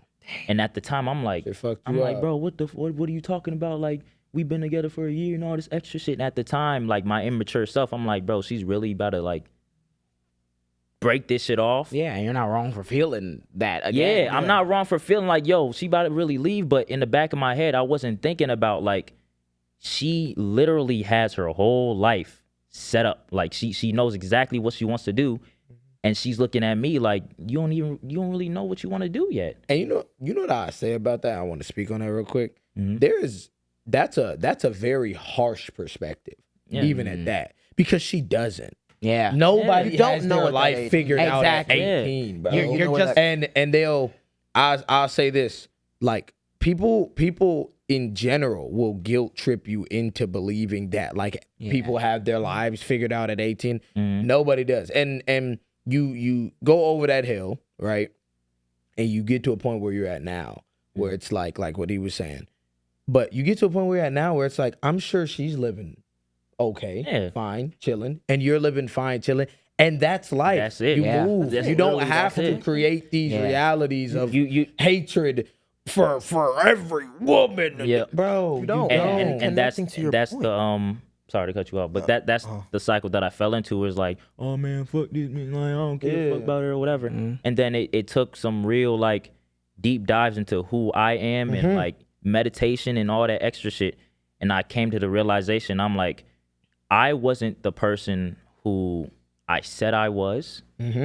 Yeah. So her leaving, I'm not mad at that. That's real. Yeah. That's real. I could have been a nigga that's still angry to this day. Man, fuck that. She broke that's- my heart. And You know what that is? but you gotta say fuck all that, bro. You gotta literally dive down into yourself and like, yo, I'm the type of person like, I'll wait for somebody. My girl that I have now, she waited for me. Like, I was still kind of fucked up when we met, but she helped me out in a way. Like, she gave me like, she used her afterpay to help me get my PC. like For real. That's Crazy basic. as hell. What I was But gonna say now is though. but now your boy's in the position where she don't gotta work. Exactly, No more. right? Exactly. And what I was gonna say is that's Exactly. basic accountability. Yeah. That's what it is. that's what that is. basic literally. accountability. It just Understanding deep it, that. bro. Deep it. Deep it. Continue. Yeah. What was you saying to say? Oh, earlier I was talking about the point you had made about how she broke up with you because she had her whole life planned out. How you were saying well, shit, you really don't. And I think that connected to the point where you're talking about with like having people in your relationship. And the sense of, Yes. Those other voices. what the stem from was actually her parents putting like, okay, this is the idea of about it. the life you Talk need about to it. live. Yeah. So Talk about it. therefore, it got pushed on Yes, you. and Talk about also, it. and That's I will say another lens to analyze that through is as a nigga who, and you were as well, had an idea, and I'm pretty sure all of us were, had an idea at what point in the time of like what our parents wanted, like, and what we were gonna do with that information. I can understand how hard of a decision it is to make, to be like, yo, this path that I've told myself that I wanted is not actually something that I wanted. It's something that my parents wanted. That's a hard fucking step to take. And at the end of the day, what is holding that resentment gonna do? I can't blame you that you weren't ready to make the insane call that like, hey, maybe all this shit that I've been working towards in high school is not actually what my passion is. Right. Yeah. And you made a decision that like, again, and it fucked you up, but you made a decision to dip in that headspace. And looking back at it, even me now, looking back at my relationship, I am not the nigga I was when I was dating her because I was suppressing those things about myself and everything. And I wasn't, like you said, I wasn't who I said I was. So I don't like that path of like staying in that hurt and letting that fuel your outlook on everything moving forward stops you from getting the opportunity to get with someone next who will support the fuck out of your dreams because you're just convinced that you will never find that when it's billions of people on this planet. Yeah. 8 billion. And then You that have even- to keep moving. That even goes Exactly. back to like the little shit that you'll hear online and be like, okay, like the whole thing of red flags. I think you can have your red flags, but I think social media is completely like Oh, made yeah, a it's whole meaningless. dramatic scene. And I think A nigga step with his left foot, that's a red, like, come on, that's yeah, that's bro. something at And that. the fucked up thing is what Matt was saying is when you have a situation like that, you automatically go to your shell and like, okay, well, that's a red flag. I'm done. When in actuality, bro, there's like, what do you mean you have your whole life figured out? No, bro. Like, you know, you don't have to break it because of that. 'Cause Yeah. now it's a missed opportunity. And you have because to you didn't see and the nuance. That's where, Right. like you were talking about, that accountability comes in because you have to just at some point accept that, like, hey, a decision was made. You weren't who you were. She wasn't who she was. Yeah. Whatever. And then you can move. It is then what it move is. on. Just move because along. at the end of the day, there are so many things that you have to continue living for. There's so many other things that you have to continue seeing, and you cannot get an accurate view of anything moving forward or your own healing process if you're clouded constantly by that. Like, it's okay to feel that for a long time, but you cannot take that ideology and be like, all right, this is a general rule that I'm going to follow now. Because at the end of the day, that's kind of devoid of context. That means Yeah. you haven't fully understood what happened back there. I remember even in my situation, I'm like, all right, cool.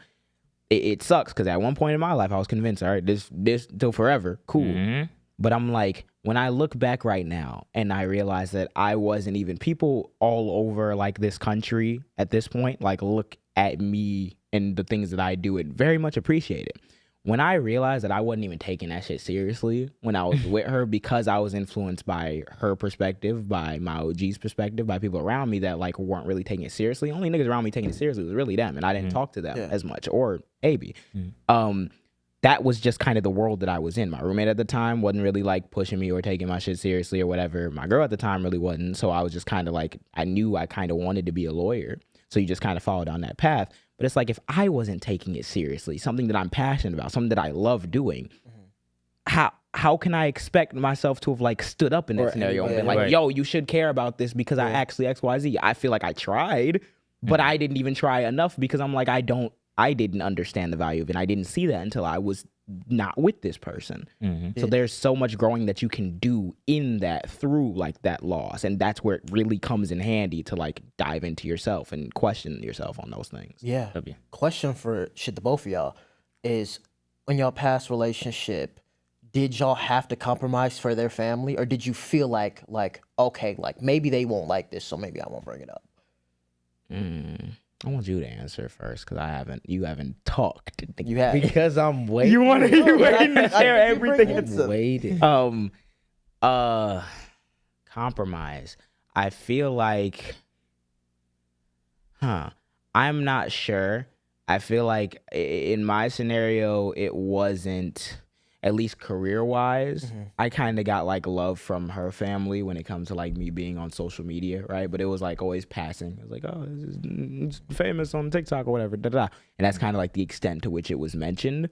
And I feel like it's so crazy because that in and of itself is not an overt like, all right, I can't really do what I want to do or else the family might not fuck with it or she might not fuck with it. But it was kind of like all right, you're going to school. JJ, you're going to school too. All right, well, we're going to assume that that's the thing. And you do this little TikTok thing on the side. So that's cool. So it like kind of disincentivized me from wanting to bring it up. Because it's just like, it's just a little TikTok shit, whatever. It gets talked about occasionally. It's as soon not as you really bring it up as like the main shit now, it might be a problem. Yeah, that was something that I didn't get like a perspective or support from like anybody besides like y'all when it came to that. So I didn't really like even feel like wanting to act like there was never a time where I'm sitting down giving an in-depth story about like a back and forth that I had on TikTok or like the time where people wanted to sue me or what. I didn't get to talk about or enjoy anything about what I was doing because I felt like niggas didn't give a fuck. You think your love for it died because you didn't have the support, especially from like your girlfriend at the time? I think it suffered. I think it definitely suffered because there was like a time where I went away. I remember it was around the first time we broke up. I went away for like 2 months, didn't post a single video. I couldn't imagine that now for obvious reason. Now there's a lot of shit going on online, but I actually like doing it. But at that time, it was like kind of secondary to everything that was going on in my life. And it was kind of incentivized to be that way because there was never really a time where it was shown like, oh, it's a really cool thing that he does. And let me try to figure out some stuff about it, whatever. And I remember that fucked me up for such a long time.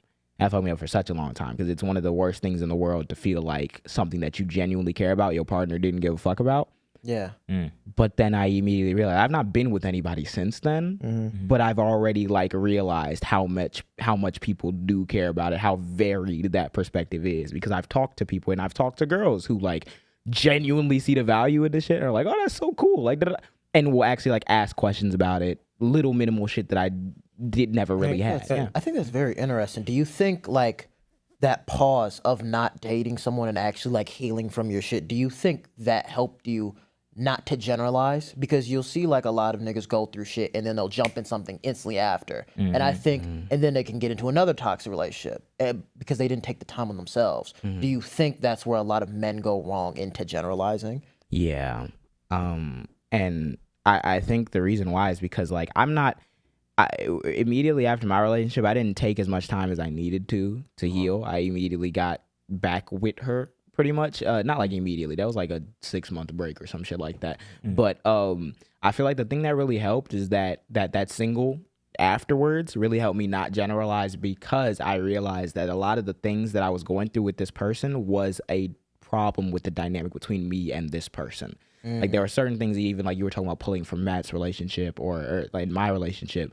There are certain things that I'm seeing even from like Matt or from like other situations that I'm like, all right, cool. This is an issue in my relationship. This doesn't have to be an issue. This is just based on the person that I'm with currently. And when I learned enough about that person to understand that things weren't going to change, and then it made it okay, I can let go of this and try to look for something different to actually allow myself to believe that I'll get that in the future. And I feel like I wouldn't have had that if I immediately got another situation because there was times where I tried to talk to other people immediately after, and then I realized that it's like, all right, I'm thinking about Shorty all the time. I'm trying to make comparisons, X, Y, Z, okay, I'm not like in it. I'm not like here. And I can't like do that. You kind of need that time of that peace to not only understand how you felt about your previous situation, but how you feel about you. Like we keep saying, because if we really, the thing where the accountability comes is really in those interpersonal relationships. Like, regardless, y'all want to talk about accountability. Well, what if when a man, all right, cool, all that shit. The thing where it really becomes equal and you got to really figure out how to operate around another person is when you're with that person and when you're digesting what you've been through with that person. Yeah. And that's when you have to be like open, honest about what you did, what you didn't do, like shit that you felt, the way that they made you feel or whatever. And I feel like you need that time to kind of like fully process that. And a lot of niggas, it'll either be they'll get themselves distracted and then they won't process it, or like you could fall in that trap where you get immediately into something else and then you can't. Yeah, you have to be vulnerable to have that peace of mind in that healing phase. I heard you before we transition. You like talked about like a lot with your past shit with us. Did you kind of the same thing with JJ? Like when you had that breakup, were you kind of like going to other shit fast? Like, did you allow yourself to like really I did not process give my everything? time. I did not give time for me to heal. No, I didn't. How did it like? It's negatively like, affect you? so it affected me in a way where it got me into certain situations and predicaments that I wouldn't normally get myself into. Like, I found myself like across town trying to fuck with somebody. Why am I over there at like 2, 3 in the morning? What do I have? I don't have any business being over there. I need to start working on me. So I had to literally stop all that shit, and like that was when I got deep into like meditation, like heavily, and that's what changed me for real. And you would say like you really kind of like found yourself through that. Talking to Mike. This shit is far. It's just far. Hey, I do want to kind of ask you the question, Matt. The moment we've all been waiting for. We've been waiting. Damn in the jam. So I want to know from you, like, on that note of healing and allowing yourself that time, like, what has been your experience through, like, obviously we've been talking about our relationships, but like, what's the importance, do you think, of healing, and what can you speak to that, like, in your own personal capacity as a man? I think, well, for starters, I think a lot of you niggas is not healed. And that's fine to admit, bro. Yeah, and I think that's where it starts, right? I think it's fine to understand and admit that you're not okay.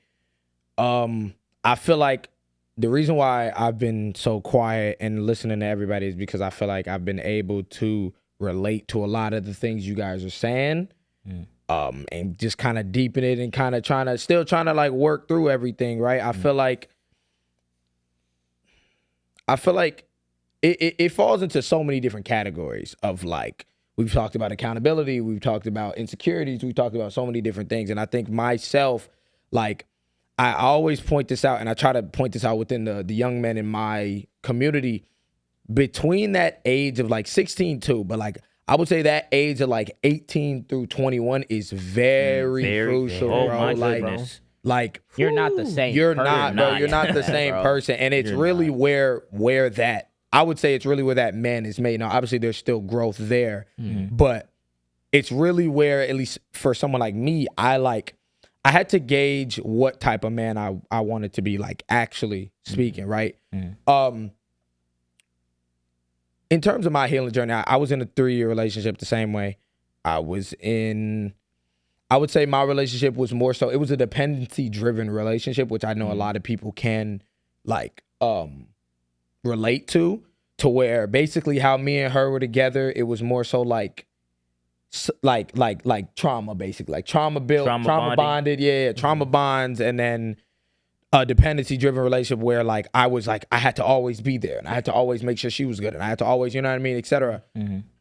What that did though was it deteriorated. I would say it deteriorated both of our mental states, but it definitely, I would say, deteriorated mine in a personal aspect because I had never really been in tune with my emotions to that extent, right? And when you're always pouring into someone, you don't have any time to kind of like allow yourself to fill up or on whatever that is, right? I would say basically what it did is where we see a lot of men go, right? I was in a rough ass relationship where it was a lot of arguing, a lot of fucking toxic behavior, a lot of shit. And it made me a more closed off man to like a lot of shit, like moving on, right? When it came to like, even with all the other women that I ended up like being with between the ages of like, oh my God. I ain't doing the math. Gotta do the math. Crazy.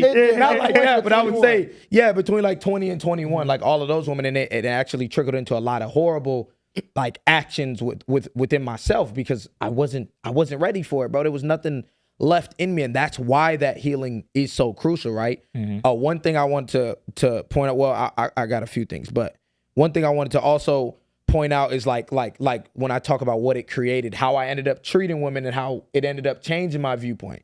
I had the same view of like, bro, her family didn't fuck with me, like damn near at all, right? I had no idea what I wanted to do. I had no support from my family, realistically, because like it's just dynamics. The whole thing. Dynamics, will get right? More and more story as we record. Yeah, I know, right? Like no support from them. So it was just me, right? It was just me. And it changed me like drastically. Like I was hella disrespectful to to her and my mom, and hella disrespectful to just overall the women in my life, because like I became that like closed off. I couldn't be vulnerable because I felt like I couldn't be vulnerable around her. Like I became that shell of who I actually am, and I feel like that's where a lot of men stop. They get that trapped healing. in that They shell. stop that. Yeah, they stop. They completely shut their brains off, and then that's where that Myron Gaines comes from. That women are this and all girls are the same, and et cetera. And to be fair, that is a hard no, journey. for sure. Yeah, it's not like very this. It's hard. not like anyone could have You looked can't at just this. like go through shit like that. And, oh, okay, I guess It's I'm not good like now. anyone would have no, looked you at can't this do nigga that. and been like, yeah, you gotta, obviously you want him to be better, but you don't want to, nigga, stop. What the fuck you doing that for? That's not how you don't control people's actions that way. It's a very hard journey to like come out on the other side of as a man once you get all those signs. I've even felt that, where it's like you struggle trying to, at least in my situation, it was weird because I'm like, I gotta continue talking about all types of shit or whatever, but it's like when you're not getting certain cues from your partner, it's like very easy to be like, okay, I'm just gonna shut down certain things. I'm like, I know you don't give a fuck. Yeah,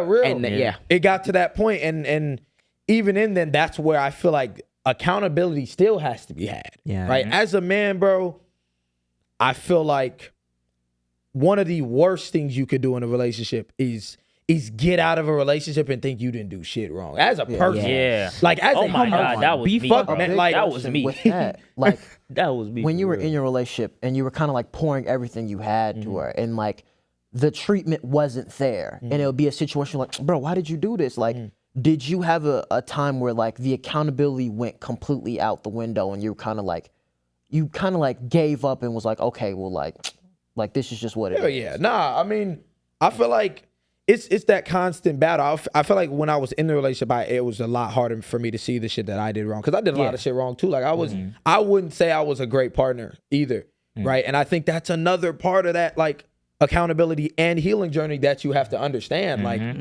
bro, niggas be walking around this bitch like they shit don't stink. All right. You know what I'm saying? You like, gonna and have that's that. everybody. You know what I'm saying? Like, bro, you gonna have the homies in your ear telling, man, she ain't yeah, shit, bro. like, she ain't this and that. bro, gotta- I tried to really refrain from that when I got out of it initially. Refrain from like even the shit we were saying. Like I tried to really refrain from that, and then I turned around and realized like, no, we were creating those negative environments, bro. We was creating negative environments where we was sitting there like, oh, nah, you did everything for her, man. You did this, you did that. Yeah. When it's like, no, bro, like there was a lot of shit you was missing as well, bro. I was not a man yet. I was not a man yet to even be in a relationship like that yet, right? So I think understanding that there's lines to this shit. Yeah, you know what I mean? And There's lines to this That shit. goes back to what we were talking about with conversations with just having with your homies in general, how they should be more positive. Yeah. Because there was a lot of times we had conversations when they were telling me about shit. I'm like, bro, why would she do this? And then like, I'm like that's some bogus shit. Like you need to like break up with her. I remember JJ said something once that like, I completely understand now. And like back then I was like, okay, I hear him. It was the fact of like, okay, I tell you all this and that, but that's more like,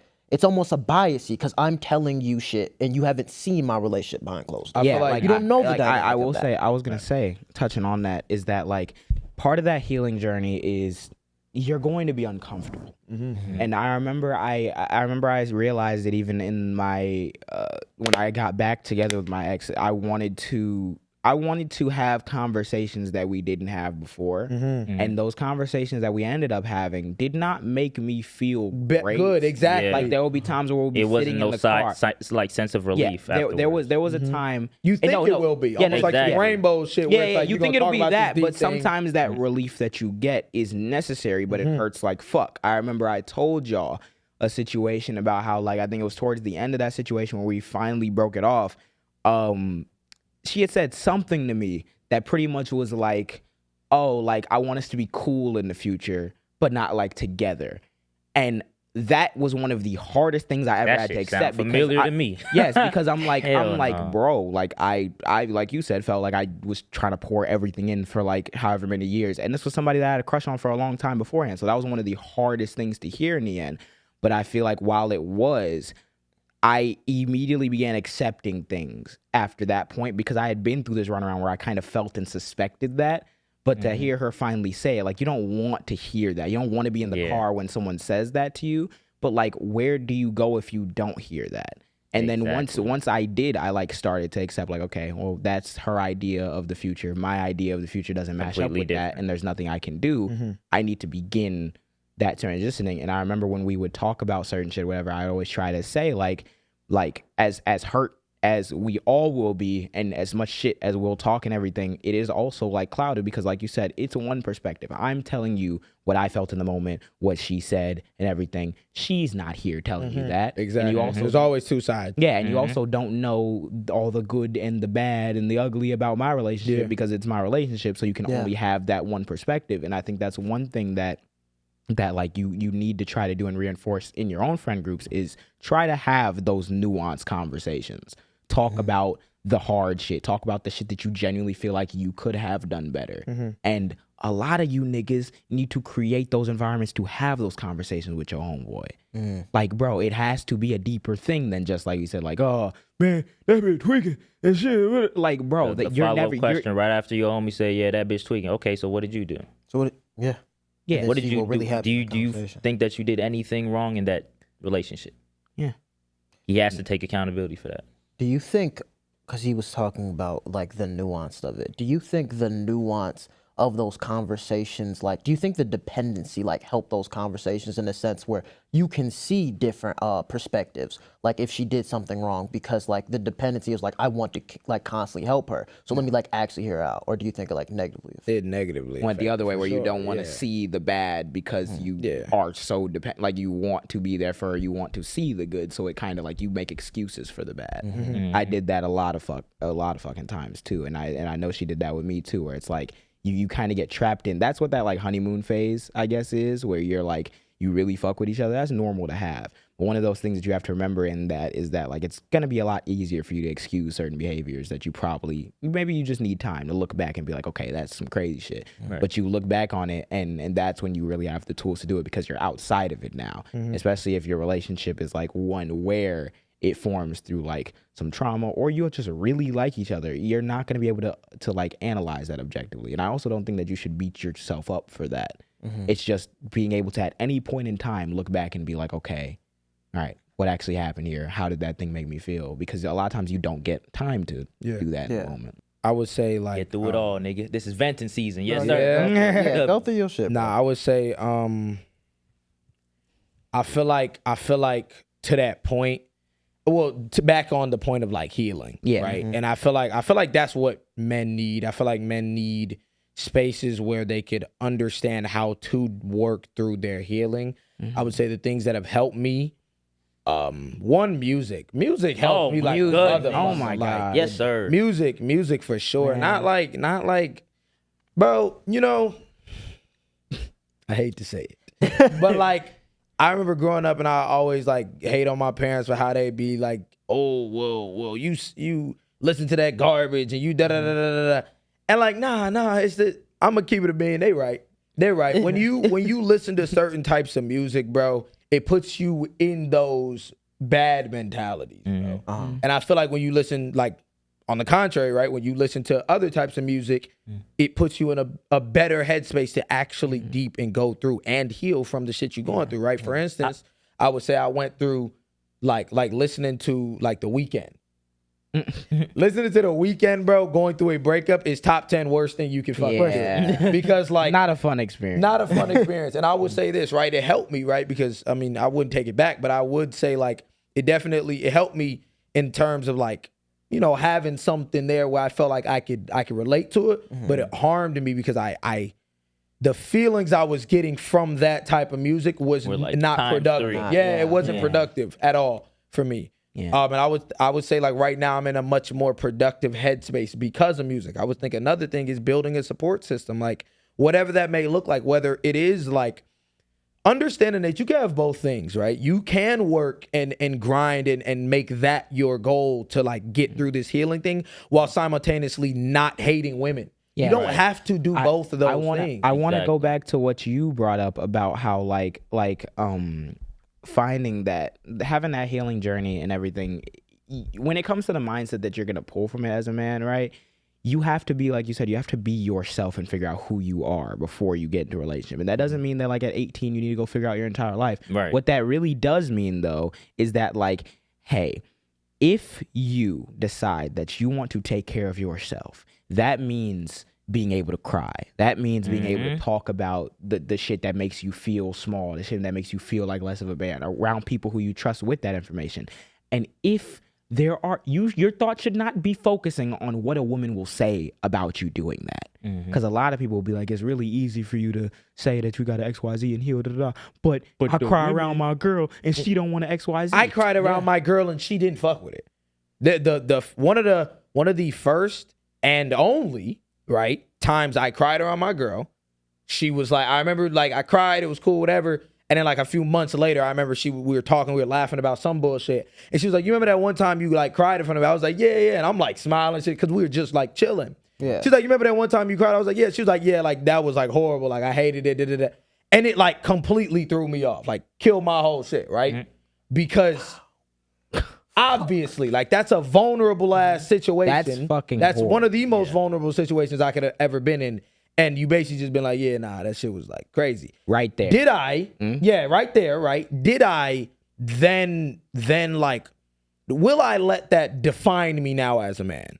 Will I let that define me now in every, that's the question. Will I let that define me now in every single relationship? I've been cheated on. I was cheated on, girls, but I've done things that could be considered as cheating. I've gone through the ringer, I feel like, about the multiple different like bad pathways that you could go. And I've decided as a man that I don't want to be that way. I don't want to be alone forever. I don't want to have to be bitter forever. I don't want to hate her forever. I don't want to hate myself forever. And that's where that emotional intelligence comes in. I was gonna say the reason why that's such an important thing to hinge on is because when, say you want to like express your emotions and say there's women out there who don't fuck with it. There are women on social media who proudly be like, yeah, my nigga can't cry because XYZ, The reason why they think that, you never ask yourself,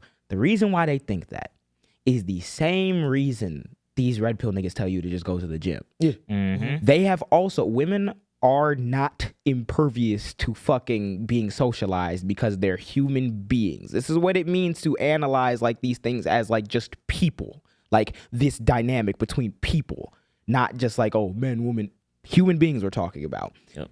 They have also been raised in a lot of like gendered expectations that have been set like for what a woman's supposed to do. And they're being raised and socialized to accept those roles and do that. And one of those things is they're just told off bat that they're the nurturing ones, they're emotional, they're XYZ, they're supposed to be showing emotions and crying. And boys and men aren't. So if you tell a boy that when they're little, then they're not going to want to cry. And you tell a girl that, then they're not going to expect a boy to cry. Yeah. That's real. So then when they get older, it's like, yeah, I don't want my nigga crying because what? She hasn't thought deep enough to be like, why do I actually not fuck with that? Yeah. And you haven't thought deep enough to be like, yeah, maybe I do like actually want to cry. Maybe XYZ. They could take a pillow screaming to that. You want to know what that's the problem is? That's the problem is that subconscious misogyny and that subconscious, that sexism, that patriarchy shit is not, women are not impervious to having those certain viewpoints too. And that's why in your own healing journey, when you acknowledge that you're going to want to cry, you're going to want to let these things out around people you trust, the factor that you might do that later and some woman might judge you for it should not even go in your mind. Because at the end of the day, you have to be a better person before you can get to that future. Yeah, because when you're uncomfortable, like I think probably in that situation, she was uncomfortable. She probably never dealt with it. It instantly kind of ran back to what she was used to. Niggas ain't supposed to cry. So therefore, like, so the only thing that you can do is move forward with that, like you said, engage that for your next partner. Yeah, I was gonna gauge whether or not you're gonna feel comfortable. I'm gonna let you talk after this. I'm very curious because you were talking about like that you don't want that to define you. After that relationship, was there a situation with like other women or like anything that kind of got you to that defining moment of like, okay, I can't keep doing this and I don't want to be this? Spinning the block. I feel like you spin the block, bro. I feel like the spin the block of doom. It's real. I think one more time, bro. Wait. I think me spinning the block and us trying it again after like a few months is the thing that made me realize like, nah, because it's like you do think that like after spinning the block, time away, you know what I'm saying, you get to deep certain things, y'all are missing each other, you're missing that sex appeal, whatever the case may be, right? you start to kind of like, okay, well, if we talk about this, we're gonna be good. If we do this, we're gonna be good. We're gonna be, if we dive into this, we're gonna be good. And then the more we talked, the more time old went shit on. comes out. The more it just became very apparent that like, no, we're in very It's like you different throw a places at blanket this point. over it, and then they start doing the shit that you told them to change, and then it's like, you start that's not revealing them. that, One of like, the worst- it's not them. One of the It's worst not you things either. about spinning a block, bro, is you don't even understand that you have now built resentment for however long that you weren't with Yeah. this person, especially if it wasn't healed in the beginning. If you didn't start that healing to begin with. Yeah. Like I was in and out of relationships with girls the entire fucking time we were like away from each other. I wasn't fucking. But like the entire time I was in and out of relationship with girls, I never had that time to even remotely start healing.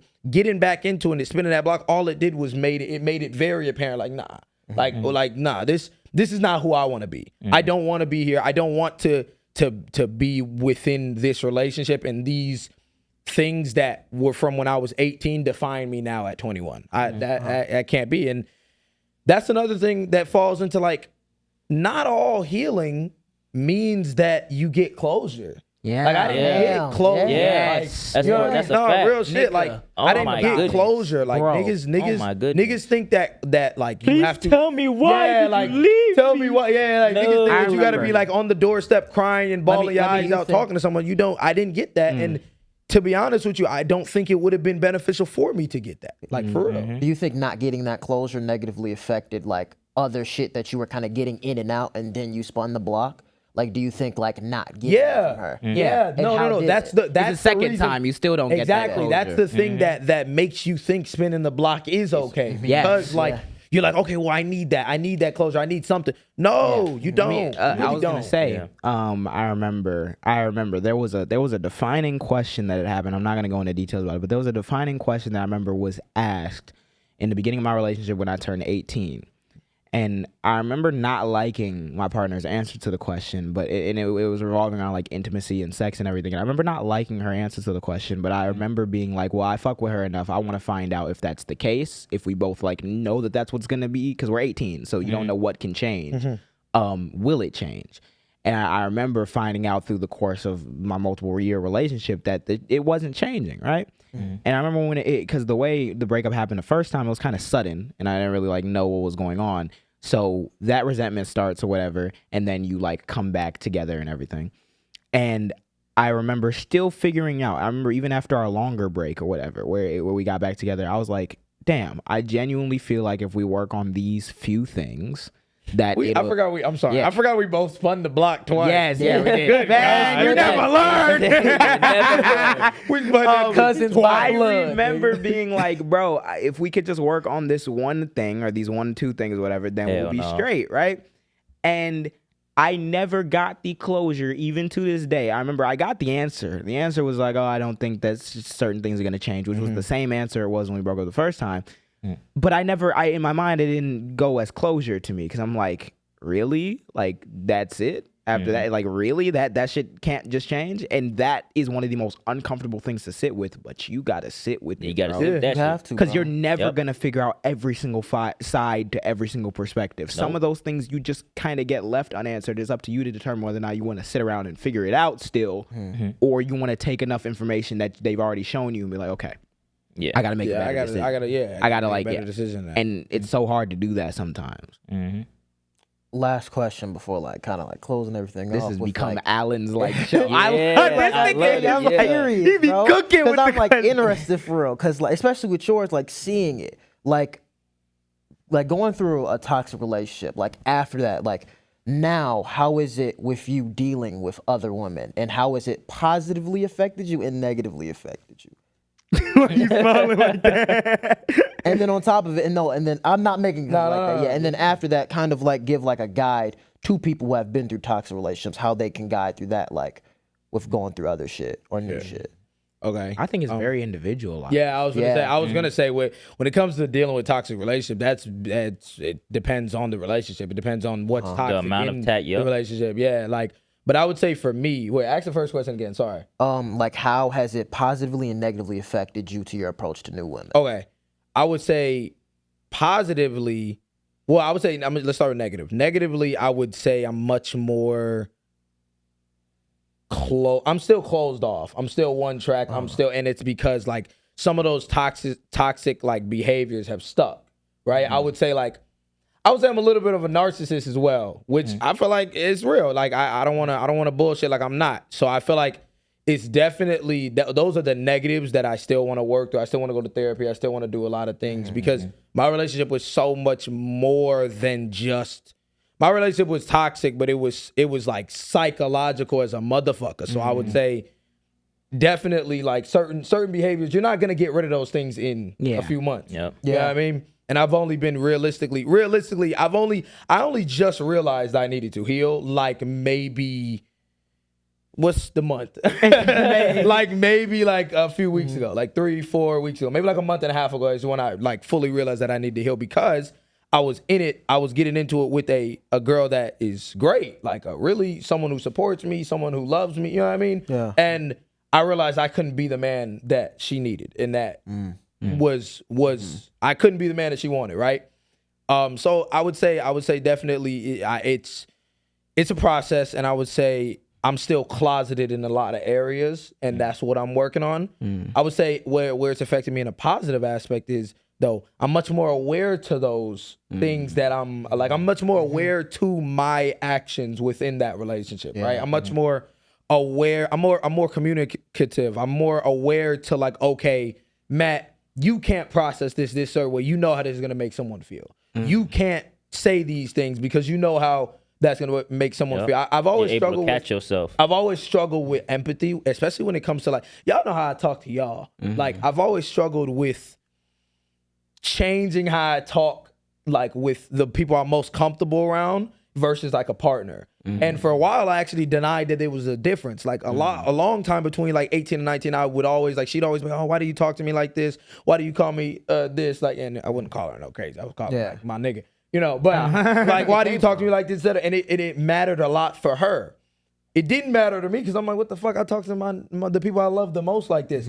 There are different dynamics. And that as a man, you have to understand that there are different dynamics of like, okay, Matt, you can't be dapping up your shorty like that. Yeah, you cannot, Matt. You gotta. I mean, you can, but like you can, but this is my connection. Right. My thing was, I built walls growing up.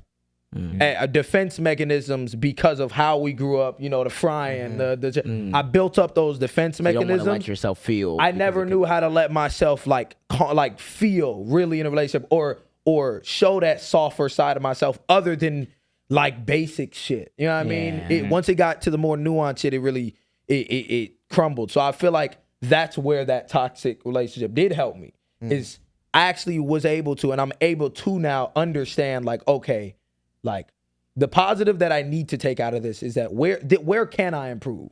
How can I improve? And I'm much more keen on picking out those things that I immediately do that I'm like, okay, that's a bad behavior. That's something that you can't repeat. That's a habit that you shouldn't hold on to or something that you shouldn't harbor on.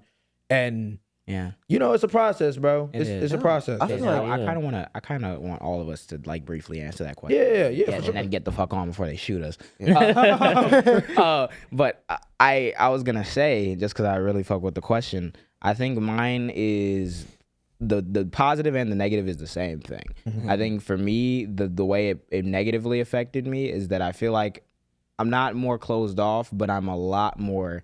I feel like it takes a lot more to get feelings involved now. Because for me, a big question that I wrestle with for all my relationship was to what extent my partner actually liked me for real. So like now it's harder for me to believe. I feel like a lot of men deal with that and they don't that's real. That is real. That was something that I struggled with for a long time, and now I feel like being single, it's like there's a higher bar that I need people to pass before I actually can allow myself to be like, okay, this person like fuck with me. Let's go. I think that's a positive. And I think that's a negative in a sense too, because it's like I feel like through that I can misinterpret signs or whatever, or like we were talking about response time. I feel like I'm in that mental space that I'm trying to deal with right now, where I'm like, the moment I get like too long of a response time, I'm very quick to assume that like, all right, you don't fuck with me. Yeah, because it's like, where's the line of it? And yeah, that's where the line is, where I'm trying my best to like gauge that each and every day, because there will be some days where I'm just like, all right, nigga, don't think like that. Like, nigga, at the end of the day, it's just a social interaction. Talk, see what happens, where it goes, cool. There are other times where I'm like, I still be fucked up about that shit. So I'm like, it's kind of a waste of time, because I just kind of automatically assume that, because I went through that for years, where there's someone in my face telling me that they like fuck with me, but then their actions say otherwise. And then even in the end, your words started to say otherwise too. So it's really hard to like deal with that, but it's also like makes you more selective. And I feel like it makes the conversations have a little bit more value. Then you add in the social media aspect to it too. It's just a different thing. So I think that's why it's like that effect is both positive and negative. So you just got to watch for that.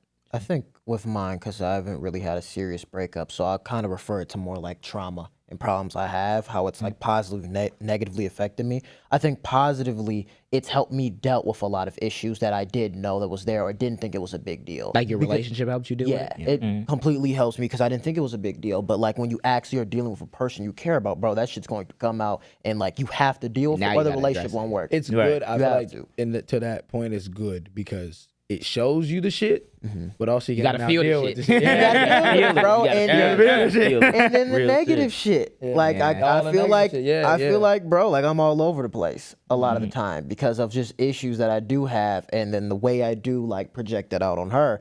Like I'm like, damn, like sometimes I'm a mess, because it's like she's been through shit with other people, so it's like you're kind of dealing with someone who has like issues. I'm like, bro, like it makes me even more insecure, because like now here I am all over the place. So it's kind of like figuring out the line. You want to be the person that she can call on. That's ready to deal with exactly. her issues. Even that as a feel man. then Like you feel as as a if man, you want to be that. You want to be that You wanna person be that's that like, strong, I'm the macho. big dog and I got it and I can Yeah. hold you when you need it. When in all actuality, You're a person. Same broke as me, nigga. We both broke. You're a person. Like, Sometimes you can't meet that moment, and Right. no human should be expected to always be that beacon. And you shouldn't feel less of a man because you can't meet that. At all. Hey, what about you? So I say the positives is that I say negative, right? It's both. So when I got out that last relationship, right, it forced me to figure out who I am, and that also got me like my work drive to the max. But I feel like that's also a negative now, because now that I'm with my girl, it's sometimes like I'm so deep into what I'm doing, I kind of forget that she's there. And that it kind of fucks with her a little bit too. And sometimes I have to catch myself. It's like, oh yeah, I'm working, I'm trying to get this stuff done. But it's like, hold on, wait a minute. To live, Gotta live. You have somebody that you love. Go pay attention to them. So it's like, it helps. Constantly juggling that. Yeah, because that's, again, acknowledging that double-edged sword, and we'll wrap up, but acknowledging that double-edged sword is something that's so important, because there is no one way to take a thing. Like, you can tell yourself, oh, I'm going to just, like, dive into my work or whatever, and it's hard to know what the effect of that can be until the effects are there. Right. And if you ignore that when they come there, then you're just going to continue to dive into your work telling yourself you're okay. The one basic step that you need to take is to at least be able to be like, okay, wait, there are other people. I can't just do that. There's and then someone else I need that shit, it builds up, and then when your partner comes to you and it's like, yo, you don't really pay attention to me like that, you need to start paying attention to me more. The reaction that you need to have is, okay, I'm gonna start doing that and actually do it, instead of, but don't you see me working over it? Like, no, don't do that.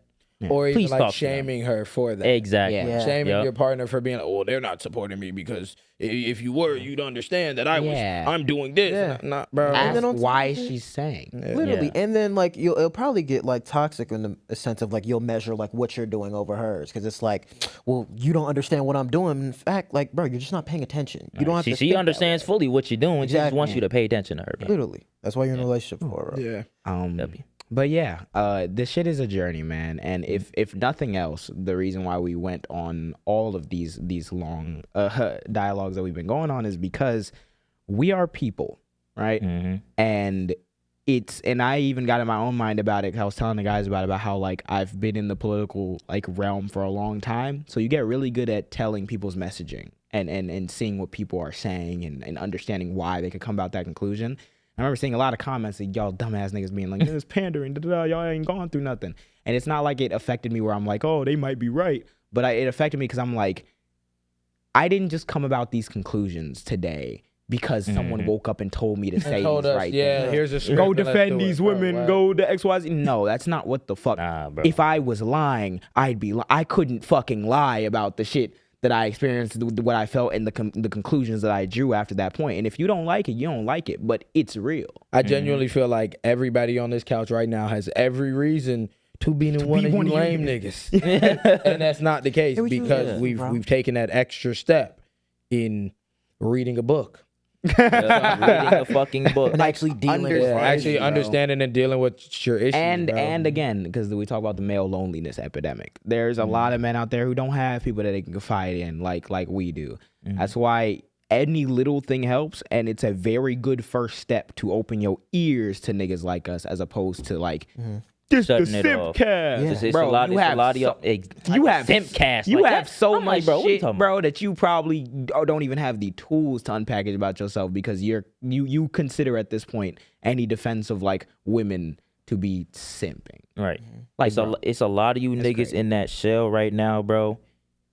After you listen to this podcast, hopefully we can help you because we've all been crack there, that bro. bitch. If you listen to We've all been in that shit, bro. if you listen to 2 hours and 13 minutes of this podcast and like nothing resonates with you, I'm not gonna. You lie, might be gang. lost. You're Beyonce. I'm not gonna lie. You might be gang. lost. You might be. fries You might be in Put it. the There's still fries hope in the for you bag. though. There's still hope for you though, but you might be lost. Yeah. No, you gotta start somewhere, bro. Real God. We don't have any additional comments to read off. yeah. this But thank week. you for that, But- Maya. Thank you, so Maya. much. Thank you. This Shout out, wouldn't be Maya. this because of you. If it wasn't for Maya. Right. The only problem I have with you is you ain't give us that food. Yeah. Whatever you was cooking. And this is the reason why y'all gotta listen to us and make sure you put in them voice memos. Exactly. Make sure you do the love. We're gonna figure out the call thing. Yeah, like we Yeah. said, we're gonna try to get the voice thing set up for when we get that number. We'll figure it out. But as of right now, send a little DM to the Instagram. When we gonna accept the accept DM, the- yep. then send your voice memo of whatever you want to talk about. Like a minute. yes, please. like 1 minute. 30 seconds. 1 minute or 30 less. seconds. To 1 30 minute, seconds to a please. minute. If it's a minute and one, I'm blocking your account. Okay, all right. 30 seconds to a minute.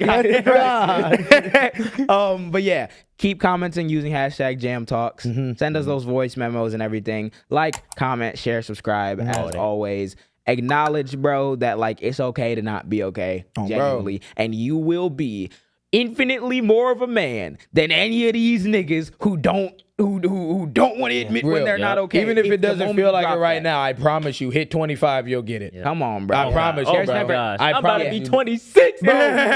No. Just to say it, because I feel like a lot of like younger kids, like you be 16 and you're around a bunch of 16-year-olds and saying that, so you feel so out of place.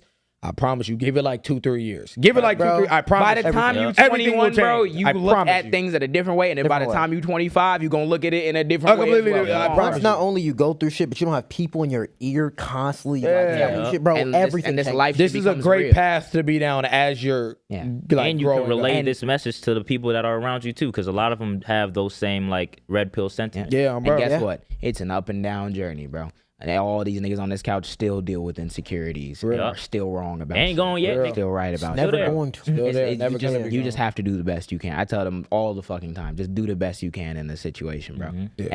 And hopefully we can give y'all a little something to go by to take into those situations. But thank you guys for watching another episode of The Jam. This was a deep one. It was an introspective one, but I hope you guys enjoyed.